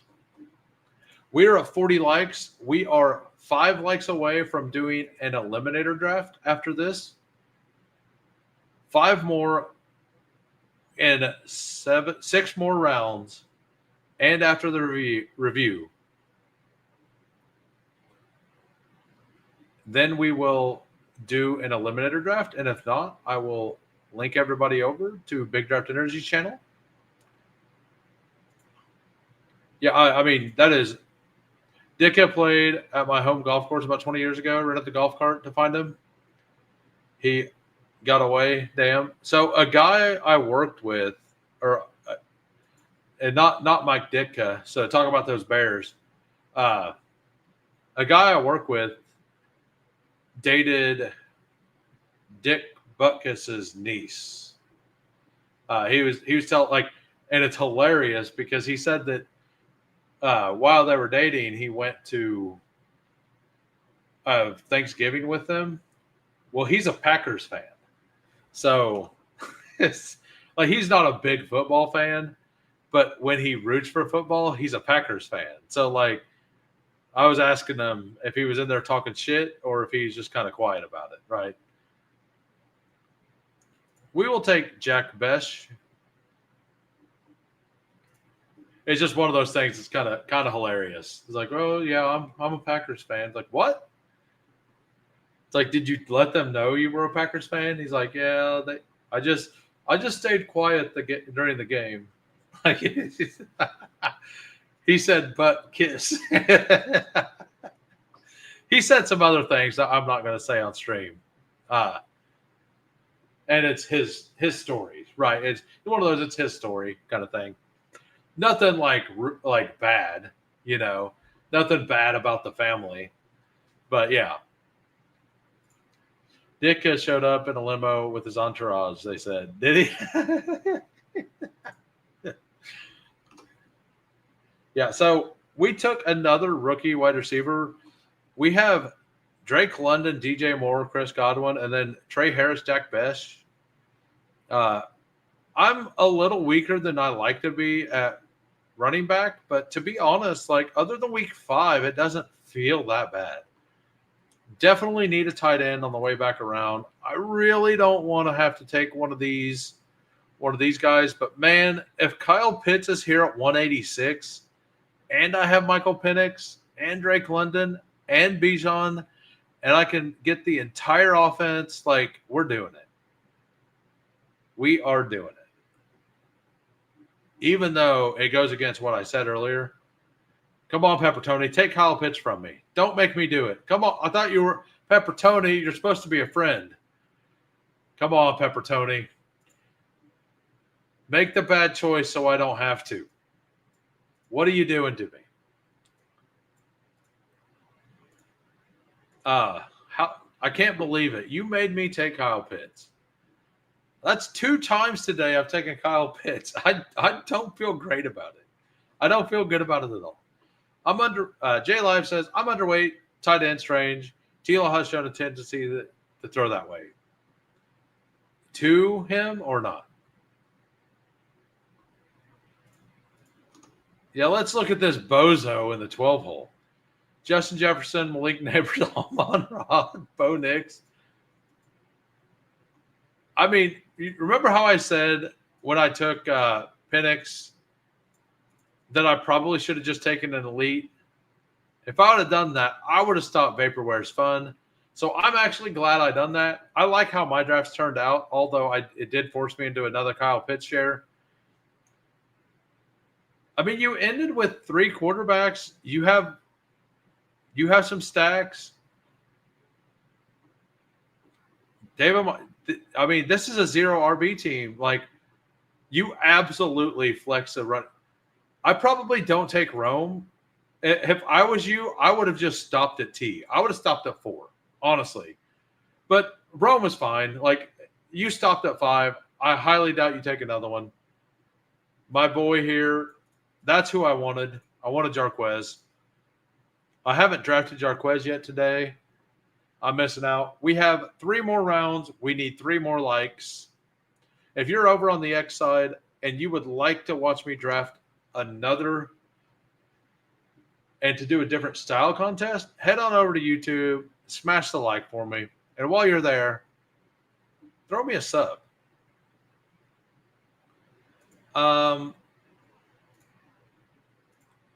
Do we want to do that? Yeah, we're going to go ahead and take Theo Johnson here. that will be my stack for Jackson Dart late in the season. We have everybody stacked up. I definitely need to take a running back next. Keaton Mitchell is my first choice. Taj Brooks is my second. Jordan James, I don't like him in this, but I will take him on a stacked, like a decently stacked Caleb Williams team. My app froze up earlier and I took my. Ugh. Why was he in your queue?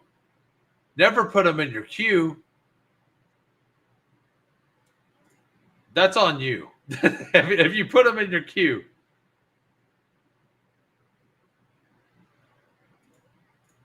$11 picks, like you would have had to have put him in your queue somehow. If he was before ADP by 11 picks, I don't know. Like, are you using some funky rankings that just have him up there?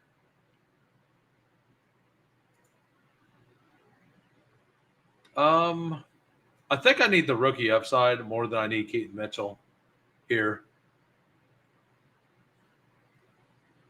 Oh, after ADP. Okay, got it. I wouldn't have taken him 11 picks after. Well, he said before ADP there. Oh, I got it. No, because what he said is I took him by accident 11 picks before ADP. And then he said I wouldn't have taken him 11 picks after. So the only way that happens is if he somehow ends up in the queue. So he might have misspoke. I misspeak all the time. Man, I have a really hard time seeing a path of Tank Bigsby being relevant this year on that team. Now, Tank Bigsby is absolutely the player that could get cut, that signs with Dallas, that absolutely smashes. Like, that is a path that I think is out there that nobody's talking about. And that is the one path that actually scares me and having zero Taj or so I had 11% Tank Bigsby before the draft. But they drafted two guys. Liam Cohen had two backs with 45 plus receptions last year. Tank Bigsby has 8 receptions in 2 years. Explain to me how he would possibly fit in that offense at all. I don't see it. I do not think that is something that is going to happen. And the more I thought about that, I don't like ETN right now either, but I am a little more into it, thinking through it like that. I mean, I'll take Keaton Mitchell as well. Sounds good. Then if Darius Slayton makes it back to me, I'll take him.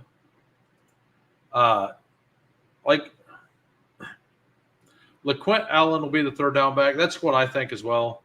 Underdog crashed through me on Pilot. LaQuint is a next year pick, most likely. Well, LaQuint is a pass blocker, right? Like, for fantasy, he's not going to be relevant at all this year. He could see the field at some third downs. So we are 3 likes away still. It looks like after this, I will read through my team, and I will go through anybody else's team that they wish. We have like 7 or 8 people in here. You're forgetting the T-Law ETN shower narrative? No, I'm not. That's been around for 3 years. I just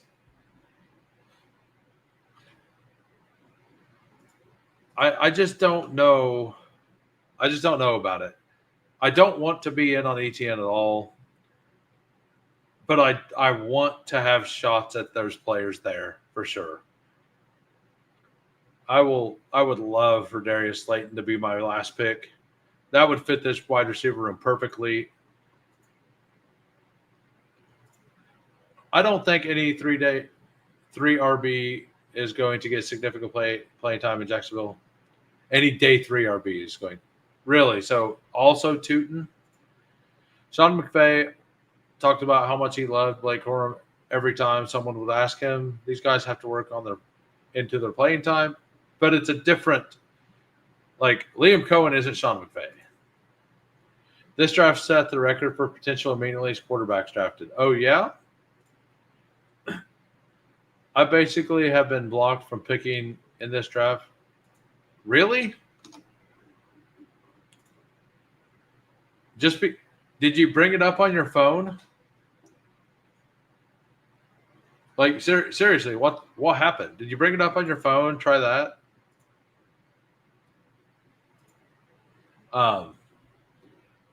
So we will go through the team real quick, and we are 2 likes away. We're getting very close.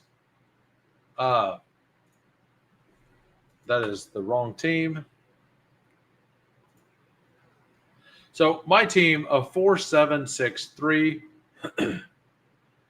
Caleb Williams, Michael Penix, Sam Darnold, Jackson Dart, Bijan, Kenneth Walker, DeAndre Swift, J.K. Dobbins, Austin Eckler, Taj Brooks, Keaton Mitchell. Love Bijan. I have 2 other guys, and then just some guys. Like, I really like this.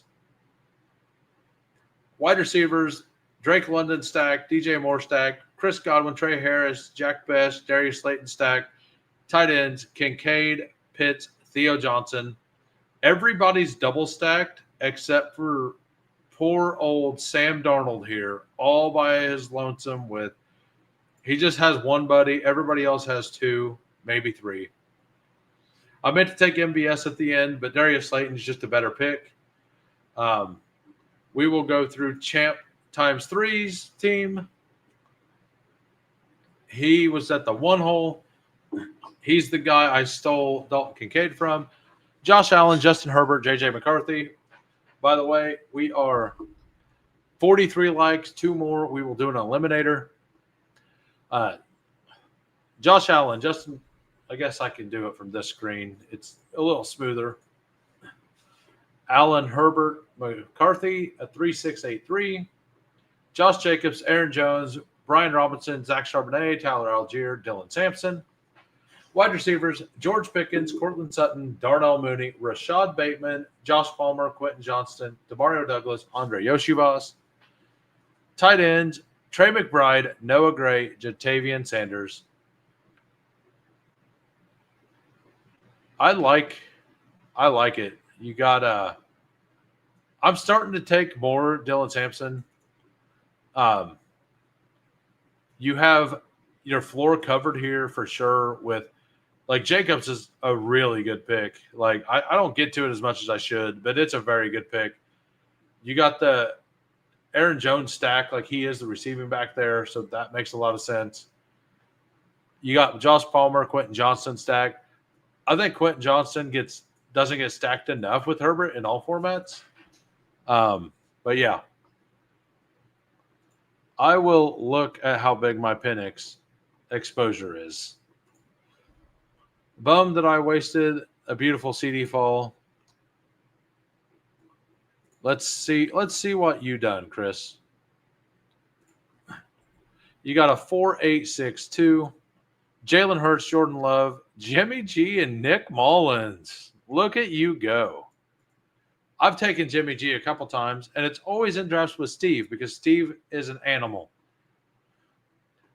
Running backs, we got Breece Hall, Travis Etienne, Cam Scadaboo right in front of Steve. I love it. Isaac Garendo, Rico Dowdle, Nick Chubb, who I've still not drafted in any format. Marshawn Lloyd, Elijah Mitchell, CeeDee Lamb, A.J. Brown, Devontae Adams, Devonta Smith, Travis Hunter, Romeo Dobbs. That is a loaded wide receiver room. You got the double there. You got CD, Solo, Devontae. This is a loaded wide receiver room. And honestly, just those 2 tight ends is fantastic.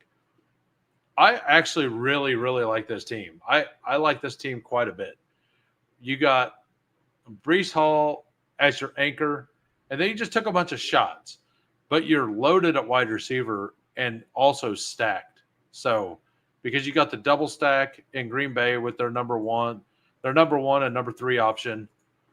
You have the number 2 option here. You have the number 1 and 2 there. You have the number 2 there. But like this number 2 is better than a lot of teams' number 1. You actually triple stacked them and double stacked. Oh, never mind. That's the Nick Mullins stack. Got it. I forgot. That is not the Trevor Lawrence stack. But yeah, like I think it's fine. Like you at least took shots at guys to give you some usable weeks in the middle of the season. Like you did build very smart. Sometimes the quarterbacks just dry up, and there's nothing you can do about it except take some shots late. You had enough depth at every position that it made sense to take a couple shots. So I really like what you done. He took all of my wide receivers early. Yeah, sorry. I'm going to go back up to the Sladen comment. My phone crashed. Then it wouldn't take me off auto or take guys I would queue.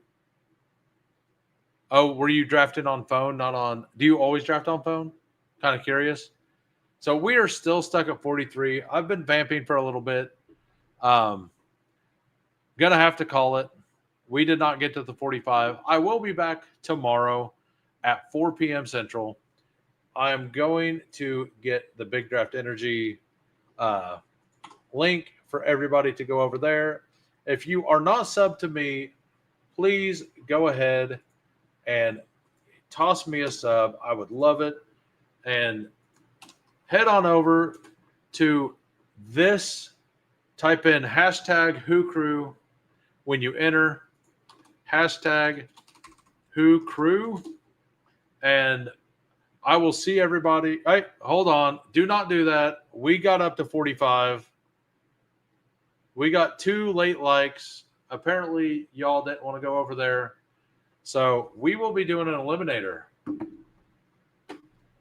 I will keep my word. It happened right as I was ending.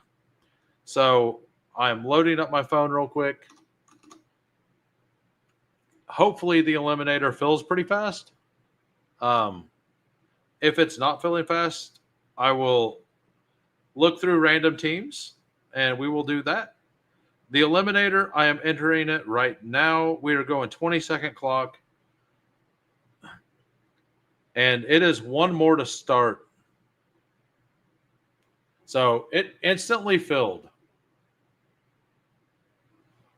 I don't know if anybody got in.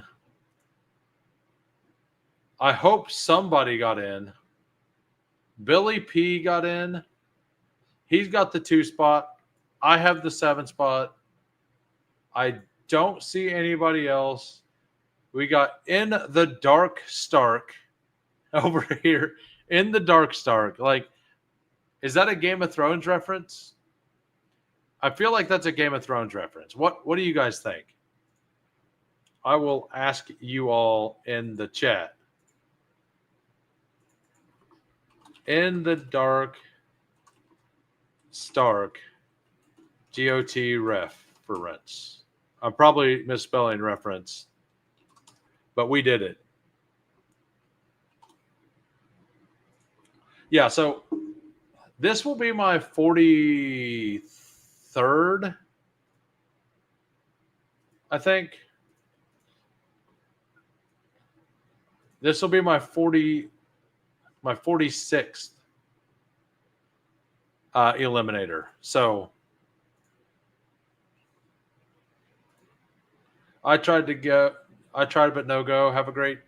Hey, well, thank you, sir. Thanks to everybody who is going to leave for coming out. I have had a blast. I'm going to have a blast still. All right. We're going to get Ashton Genty. Absolutely. CMC,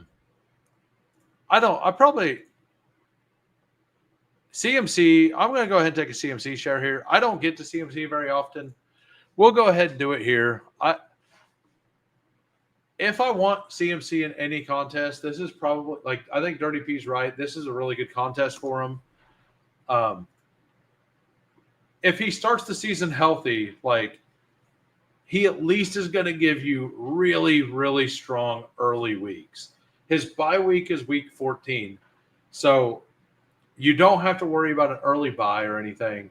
Like, all you have to worry about is him not being healthy when the season starts. So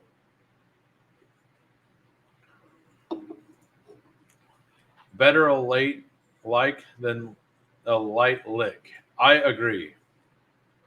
Better a late like than a light lick. I mean, it depends. There, I I did say I agree, but I'm going to second guess that. I think situation matters here, right? Like, number one, what's licking you? That is question one, because there's a lot of things I don't want licking me. Number two, like, what do you consider? Is it light, like really creepy, or is it light? Yeah, always in fantasy, context is key.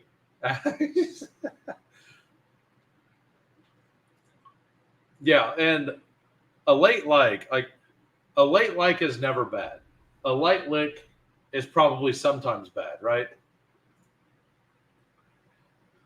The depth, discussion, and nuance. Exactly. Like, we gotta read into things, guys. Like, we have to fully embrace the entire conversation that we're having.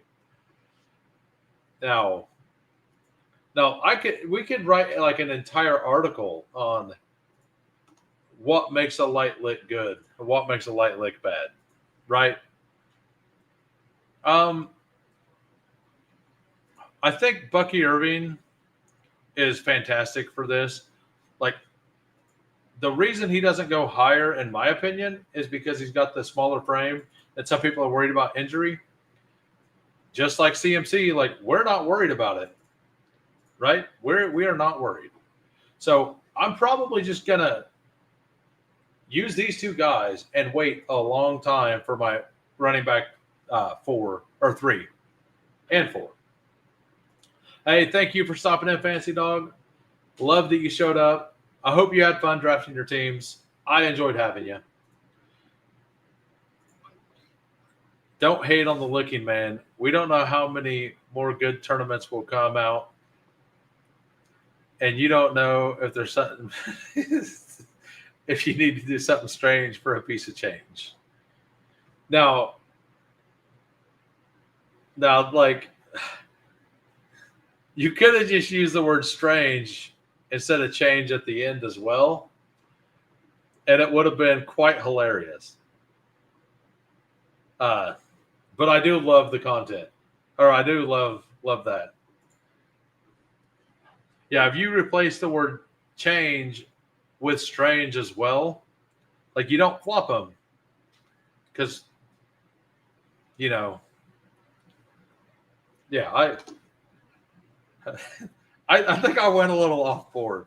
So I don't really eat sweets anymore, and before this stream, like, I've pretty much don't eat junk food anymore for like the last year and a half.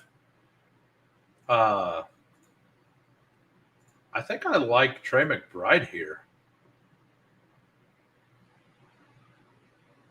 Or do I like Jaden? I think I like Jaden. Actually, forgot. I hadn't even brought up my chart. So Washington plays the Giants, Green Bay. So if you get through the first 2 weeks, I get Vegas, Atlanta, Chargers, Chicago. So the first 2 weeks, I don't even think Green Bay should have that good of a defense. So if I just get anybody with an okay schedule, like, honestly, Drake May, Vegas, week 1, like, that feels really good. If I can land Drake May with Jaden Daniels here, that'd be awesome. Bo Nix wouldn't be bad. If we knew who Cleveland's quarterback was, we got Cincinnati, Arizona, and Atlanta. Like, it's probably Michael Penix. Like, Michael Penix might be the right answer here because he goes really late. You have a really strong early season with Jaden Daniels there. And I didn't look, so we got Bucky Irving and CMC. So, I mean, you just expect them to smash every week, right? But Tampa Bay plays Atlanta and then Houston week 2. So week 2 may be a little bit of an issue, in my opinion, for that specifically. But I mean, Bucky can smash versus anybody. So we have CMC, Bucky Irving, Jaden Daniels here. That feels fine. Making sure I got everything right. Yep. All right. Everything's set up still. We are back on the clock.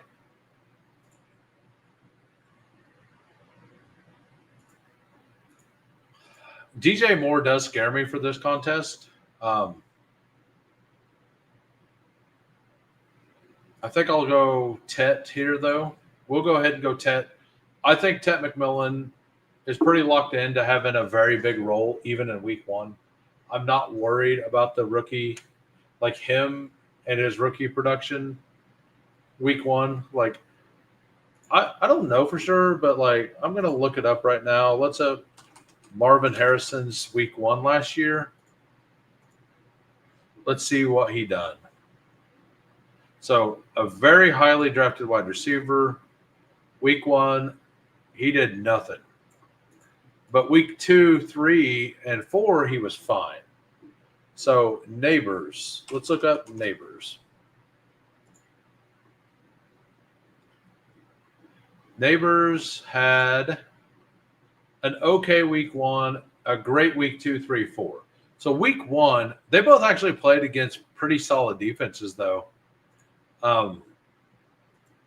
So who do they play against? They play. Sorry if I'm being a little quiet. Carolina plays Jacksonville week 1, Arizona week 2, Atlanta week 3, New England week 4. That's their first rough game. And then Miami and Dallas. Carolina plays Jacksonville, Arizona, Atlanta, Miami, and Dallas as 5 of their 6 first games. That is very enticing. That is very enticing. Like, that makes me like Chuba a lot. I almost took DK Metcalf with the last pick. If he makes it back here, like, what does Pittsburgh have? They have a really rough early schedule. I think Xavier Worthy's actually the pick here. Like, you definitely want players in this that have the ability to just destroy a week. And Xavier Worthy has week destroying capability, right? Just like Jaden Daniels and CMC and Bucky Irving. Because once you get past the first week, it's all head-to-head. So for those of you who don't know how this contest is laid out, this is Eliminator. And you play your pod week 1, 6 of 12 advance, so half of the pod. And then every single week, you just get randomly seeded with just somebody in a head-to-head matchup, and it goes all the way to a 3-seat final, and it plays for up to $200,000. So I really like this contest. It looks like a lot of fun. Now, the math behind it is pretty gross because it literally halves your percentages every week, right? So, like, 50% week 1, down to 25%, down to 12.5, down to 6.2, down to 3.1, down to 1.5, down to under 1% on week 7, I believe it is, or 8. So under 1%. So I think it's week 9.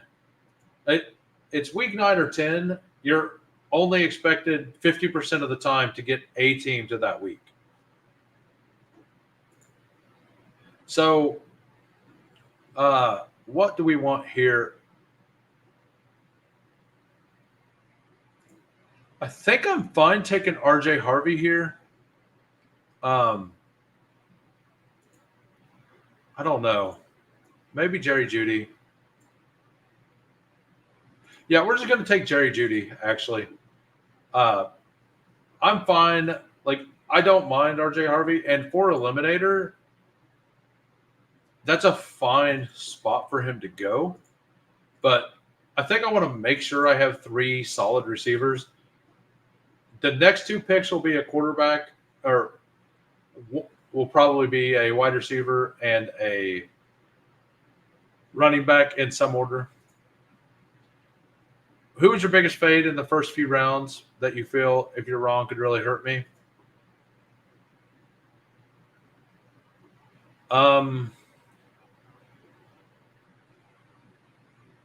That's a great question. So there are people that I'm like not really like. Derrick Henry could hurt me for sure. Like, I don't, because it's especially in single week upside stuff, right? Like on drafters, I don't know that I could get buried by Derrick Henry in the second round, but in underdog, I think you absolutely could. Um, if that makes sense. Like for total, I mean, I don't worry about this at all. Honestly, like I am not worried. Um, and actually, I'm so not worried about that I'm actually starting to move up the rest of the Eagles for the pass game in all of my rankings. Like I think I went to that side of it, to where if I'm gonna fade Saquon, I need to also be in on AJ Brown a little more. I I mean, if you're wrong, it's any of them, right? Like any of those, like the early fades, if you're wrong, all of them could absolutely smash you. But which ones am I worried about? Saquon is not one I'm worried about, uh, or that I feel. Like I do not feel that. We will. I don't know, man. Steph Diggs, Tony Pollard. Yeah, we'll go ahead and take Steph Diggs there. We got 2 bye week 14s, but this feels like a really solid wide receiver room. Um, but yeah, like it's that if you feel part. Like I don't feel like that is going to hurt me, or that I'm going to be wrong at all. And I don't feel like even if I'm wrong on it, if Saquon Barkley puts up the same exact season he had last year, and Jahmyr Gibbs puts up the same exact season he did last year, I don't think that buries me. Like it doesn't bury me, right? So because I'm going to have enough Jahmyr Gibbs teams, like I'm Bijan 101 for that position, but I don't like he has to have a better season than last year from a touchdown perspective and hit the 2,000 yards. And the Madden curse is absolutely no joke. I agree. Um, this Saquon met Jenny Vance, the same dude who met the Pope, and we'll talk about some conspiracy stuff, man. Like I'm just like, yeah, yeah, yeah. Like that is some wild stuff, Mike Rob. I love it. I love it. That is fantastic. All right, we will absolutely take Jordan Mason here. Hell yeah. So through 8 rounds, we have Jaden Daniels, CMC, Bucky Irving, Jordan Mason, Tet McMillan, Xavier Worthy, Jerry Jeudy, Steph Diggs. Feels like a solid team. I don't mind it at all. I agree for the most part. I'm fading Barkley and not really worried about it. I just don't. Yeah, so like that's not the answer. The one that I could see absolutely burying me that I'm kind of out on would be Marvin Harrison Jr. Like I'm pretty out on Marvin Harrison Jr. I've got like 2%, maybe. I think it's lower now. I don't think he should be anywhere close to the ADP he is. I think he should be a 4th-round pick. I think he should be drafted around Xavier Worthy. He's the number 2 in their offense, like Xavier Worthy. Yes, the only reason he goes where he goes is purely to game stack, week 17. And with MHJ, you have to, and this is exactly right. But like he has that ability, and I also don't think that Kyler and MHJ's game correlates well together. So if you're asking me what fade could absolutely hurt me, it's that one. Like, because MHJ talent wise could be a top 5 wide receiver in the NFL. Like, that's what he was drafted at. That's what his profile coming out of college said. That's where I thought he was. But it is MHJ to me is one of the like you're not going to like anything I have to say then. But he's one of those picks I just have a hard time understanding. And by the way, we went over this before in Eliminator. The Giants, we're going to get back to that talk. The Giants start the season at Washington, at Dallas, KC, Chargers, Saints. Washington, Dallas, and Saints in the first 5 weeks. Malik Neighbors is a smash in this. Cam Scadaboo or Tyrone Tracy, one of those two is a smash in Eliminator. But yeah, like I agree with you. His raw production is closer value to the 40. Right. Now, if he smashes, is there a world in which he absolutely smashes and goes for 1,300 yards and 12 touchdowns and nukes? That's possible. It's very possible. I mean, by very possible, I mean like I would put that at like under 10%-ish, right? Malik Neighbors had the most rewarding game script based on strength of schedule and lack of target competition of any wide receiver. Yeah. Yeah, I did not know that, but that absolutely makes sense. Absolutely makes sense. So like MHJ, I can't get there. I understand why people do. But like, so the entire pre-draft thing, MHJ was going about pick 34, 35. I mixed him in at like 4% there. And then after the draft, he stayed there. And then as soon as the schedule came out and they were playing the Bengals in week 17, everybody started pulling him up to pair him with the Bengals, and now his ADP is moving up. And it's not a talent thing. It's a game stack thing. I think that that's bad. Like, am I okay doing it once or twice? I think that's fine doing it here and there. We will absolutely take Drake May. Absolutely. We'll patch together some tight ends at the end of this. We can definitely stop at 2 quarterbacks here. Drake May stacked, Jaden Daniels unstacked. It doesn't really matter if you're stacked. We got McCaffrey, Bucky Irving, Mason, and Scadaboo. Take a couple receivers. Like we got Tet, Worthy, Judy, Diggs. That should be fine to start some games. And then take a couple wide receivers, a couple tight ends here. Probably go 3 tight ends. Probably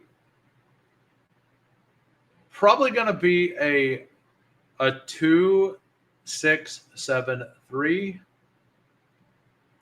Agree 10,000% when the consistent is to game stack the wide receiver strictly for week 17 instead of focusing on market. Yes, right. And like I was fine mixing him in before that. Like I was still going to be underweight, but like if I'm wrong about his like if everyone was wrong about him pre-draft, and so like the thing about it is if they brought in a wide receiver in the if they traded a wide receiver or signed a wide receiver in the draft, like that wasn't going to affect MHJ's stock. Like it wasn't going to affect him or McBride. But they didn't even do that. And after the draft, his stock didn't change. It still didn't change at all. So that tells you that, and that went on for like a week and a half to 2 weeks. Like his draft capital stayed the exact same after the draft when no competition was brought in. They brought in nobody in free agency. It stayed the same the entire time. As soon as the schedule comes out, they just boost him all the way to like the 26 spot from, or not 26. Yeah, I think he's like 26 now. When he was 34, 33, 34. Like, and it happened in like a week. So that is ludicrous to me. I don't get it. Does he have the ability to beat his ADP? He does. I don't think I don't think that it's a good ADP for him. I don't. I'm not going to. I don't get it. And that's the player that at ADP I'm fading that I could see because he's tremendously talented. Like I love Marvin Harrison as a prospect. Like I was Marvin Harrison over Malik Neighbors coming out. I thought they were very close, but I love him as a prospect. I don't like him with Kyler. He's the number 2 on that team. Like he has to overtake one of the best tight ends we've seen for a long time. Like he has to overtake that player, right? So it's a tough road for me to get to liking him, for sure. It's worth noting that about 50 million traditional fantasy players think all best ball players are idiots. Well, I know one of us is. I mean, if you fully believe that, I assume you have 0 McBride as well? Or do you take both of them and just have a ton of Kyler as well? Like, you can make the bet make sense. Like, I don't like the bet. That doesn't mean you can't make it make sense. I don't like the cost of the bet. It's why I don't like it. Do I think there's a world in which McBride, Kyler, and MHJ all make it? I do. I really do. 4%. Yeah, okay. So I figured that that's kind of where you were at, like that you were massively over on the one and under on the other. I'm actually the other way around. I like McBride a lot more, but McBride also plays a tight end, which is a harder position to find really big points at. And if you I would take a bet, I don't know what I would bet, but in my drafts, I just think McBride purely outscores Marvin Harrison for the season. I agree with you, but my last big board on 424 MHJ ADP was 30.6. Now it's 26. So it did start starting the big board. I don't think we can count anything over the first week and a half of the big board, to be honest with you. I haven't looked at that. I could have swore he was pick 33 most of that time. I definitely need a wide receiver here. We're just going to take a guy that gets some volume. We have a Spike Wheat guy here. We have another one here probably. And we have possibly one there. And by the way, I wasn't trying to ignore you, Gamblestein. Yeah, they did. We went over that at the beginning of the draft. We've been talking about that on and off the entire time. There's a lot DJ Quill popped in here and said something pretty that nobody else was saying, and that was that. What about Noah Fant going over there to Miami? That would make a lot of sense for both teams. MHJ ahead of McBride is madness. That's kind of what I think. I think that's That's wild. But like, yeah, I'm wrong half the time too. Yeah, I was in the middle of a heated topic for me. I mean, I don't know how heated it was, but so I didn't. I thought that it ended the big board at like 32 ish, not 20, not 30. Like, so it was inching up. Um, I don't like his 26 feels too high. I still think it should be 38, 39, 40. I thought I was going to go into this year being in on him, but I actually I'm not. Was busy calling the cops about suspicious activity. Karen Stein, got it. I got to make some phone calls tomorrow because some things happened. Um, um,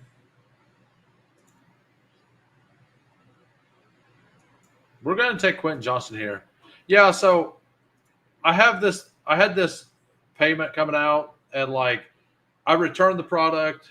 I it was something that like was returnable and all that, and I stopped everything. Well, they sent a $350 charge after I did all that. After I asked them if there was any charge or anything, so I got to make some calls tomorrow. I got to go to my bank and make them force stop the payment. So it's going to be fun. I didn't see it until after my bank closed today, so it's going to be a good time tomorrow. I'm sure I'll be in a good mood while I'm doing it. I'm sure it'll be fantastic. Nothing could go wrong, right? What could go wrong? Probably everything. That's like that's 34 eliminators. That's 34 eliminators. So I need to get that back. Yeah. Angry. Who smash? That's what we're gonna do tomorrow. Who is gonna smash? All right, so I'm kind of liking this team. We only have 4 more picks. Definitely need another. Probably want a third tight end here. I mean, Jake Ferg and Andrews is probably fine for eliminator. Um, I have 37% Pat Bryant in this. Thank you for taking him. Running backs.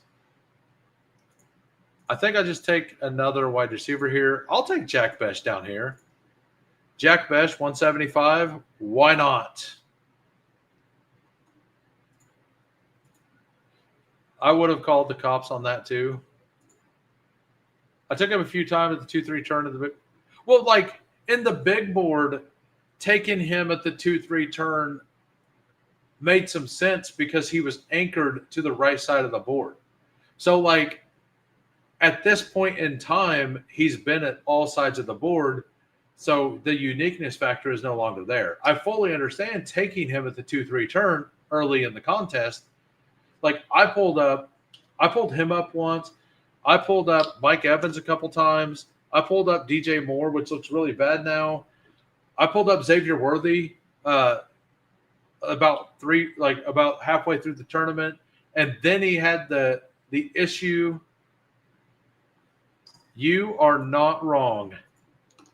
I will show you my exposure. Like Pat Bryant, I'm one of the few people that was in on Pat Bryant in the big board, and I didn't take as much as I should have because I honestly thought he was going to be a 5th round pick, but I still ended up with 7.3% on 259 teams, which, considering that he was probably drafted sub 0.02%, is an absolute stand and a smash for me. We will don't want to take him. We're going to take a running back. We're going to take Marshawn Lloyd, I think. Nope, we're going to take Jarquez Hunter because Jarquez Hunter is a smash as well. But yeah, I ended up with 7.3% Pat Bryant in the big board. I took him on a bigger board. Some of the other team wasn't great. But I feel really good about having that much Pat Bryant in the big board. I also had a bunch of Bashaw Tootin at 200 and a little bit of Jarquez Hunter at 200 or at 240. A bunch of the people, like I was also very big on Damian Martinez. He was my biggest stand of the big board.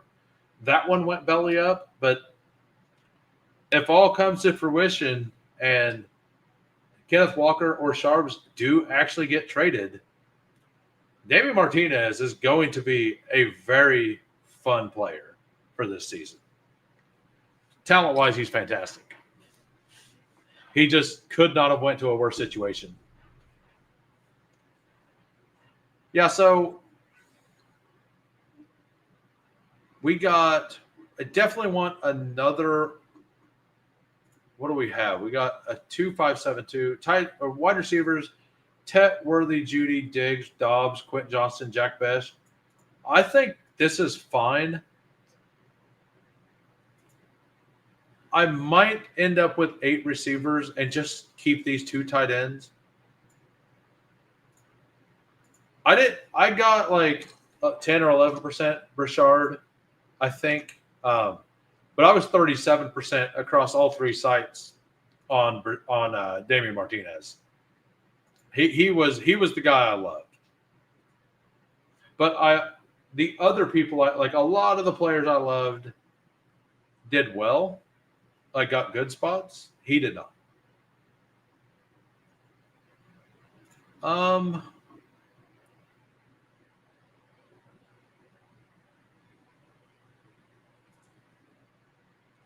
We'll go ahead and take Marshawn Lloyd here.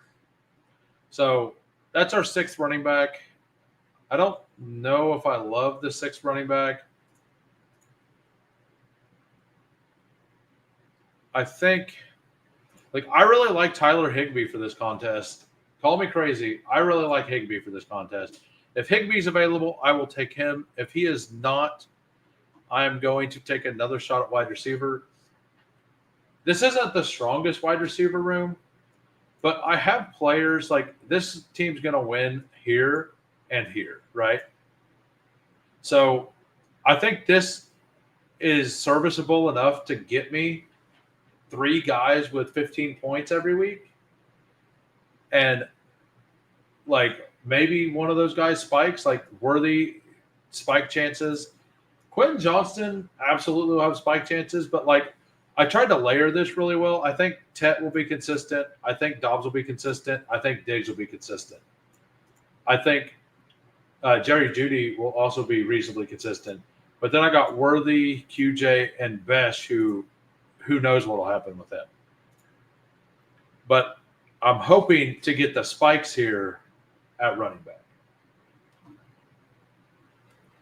All right, well, I want to thank everybody for coming out. I've had a blast. We will go with Tyler Higbee.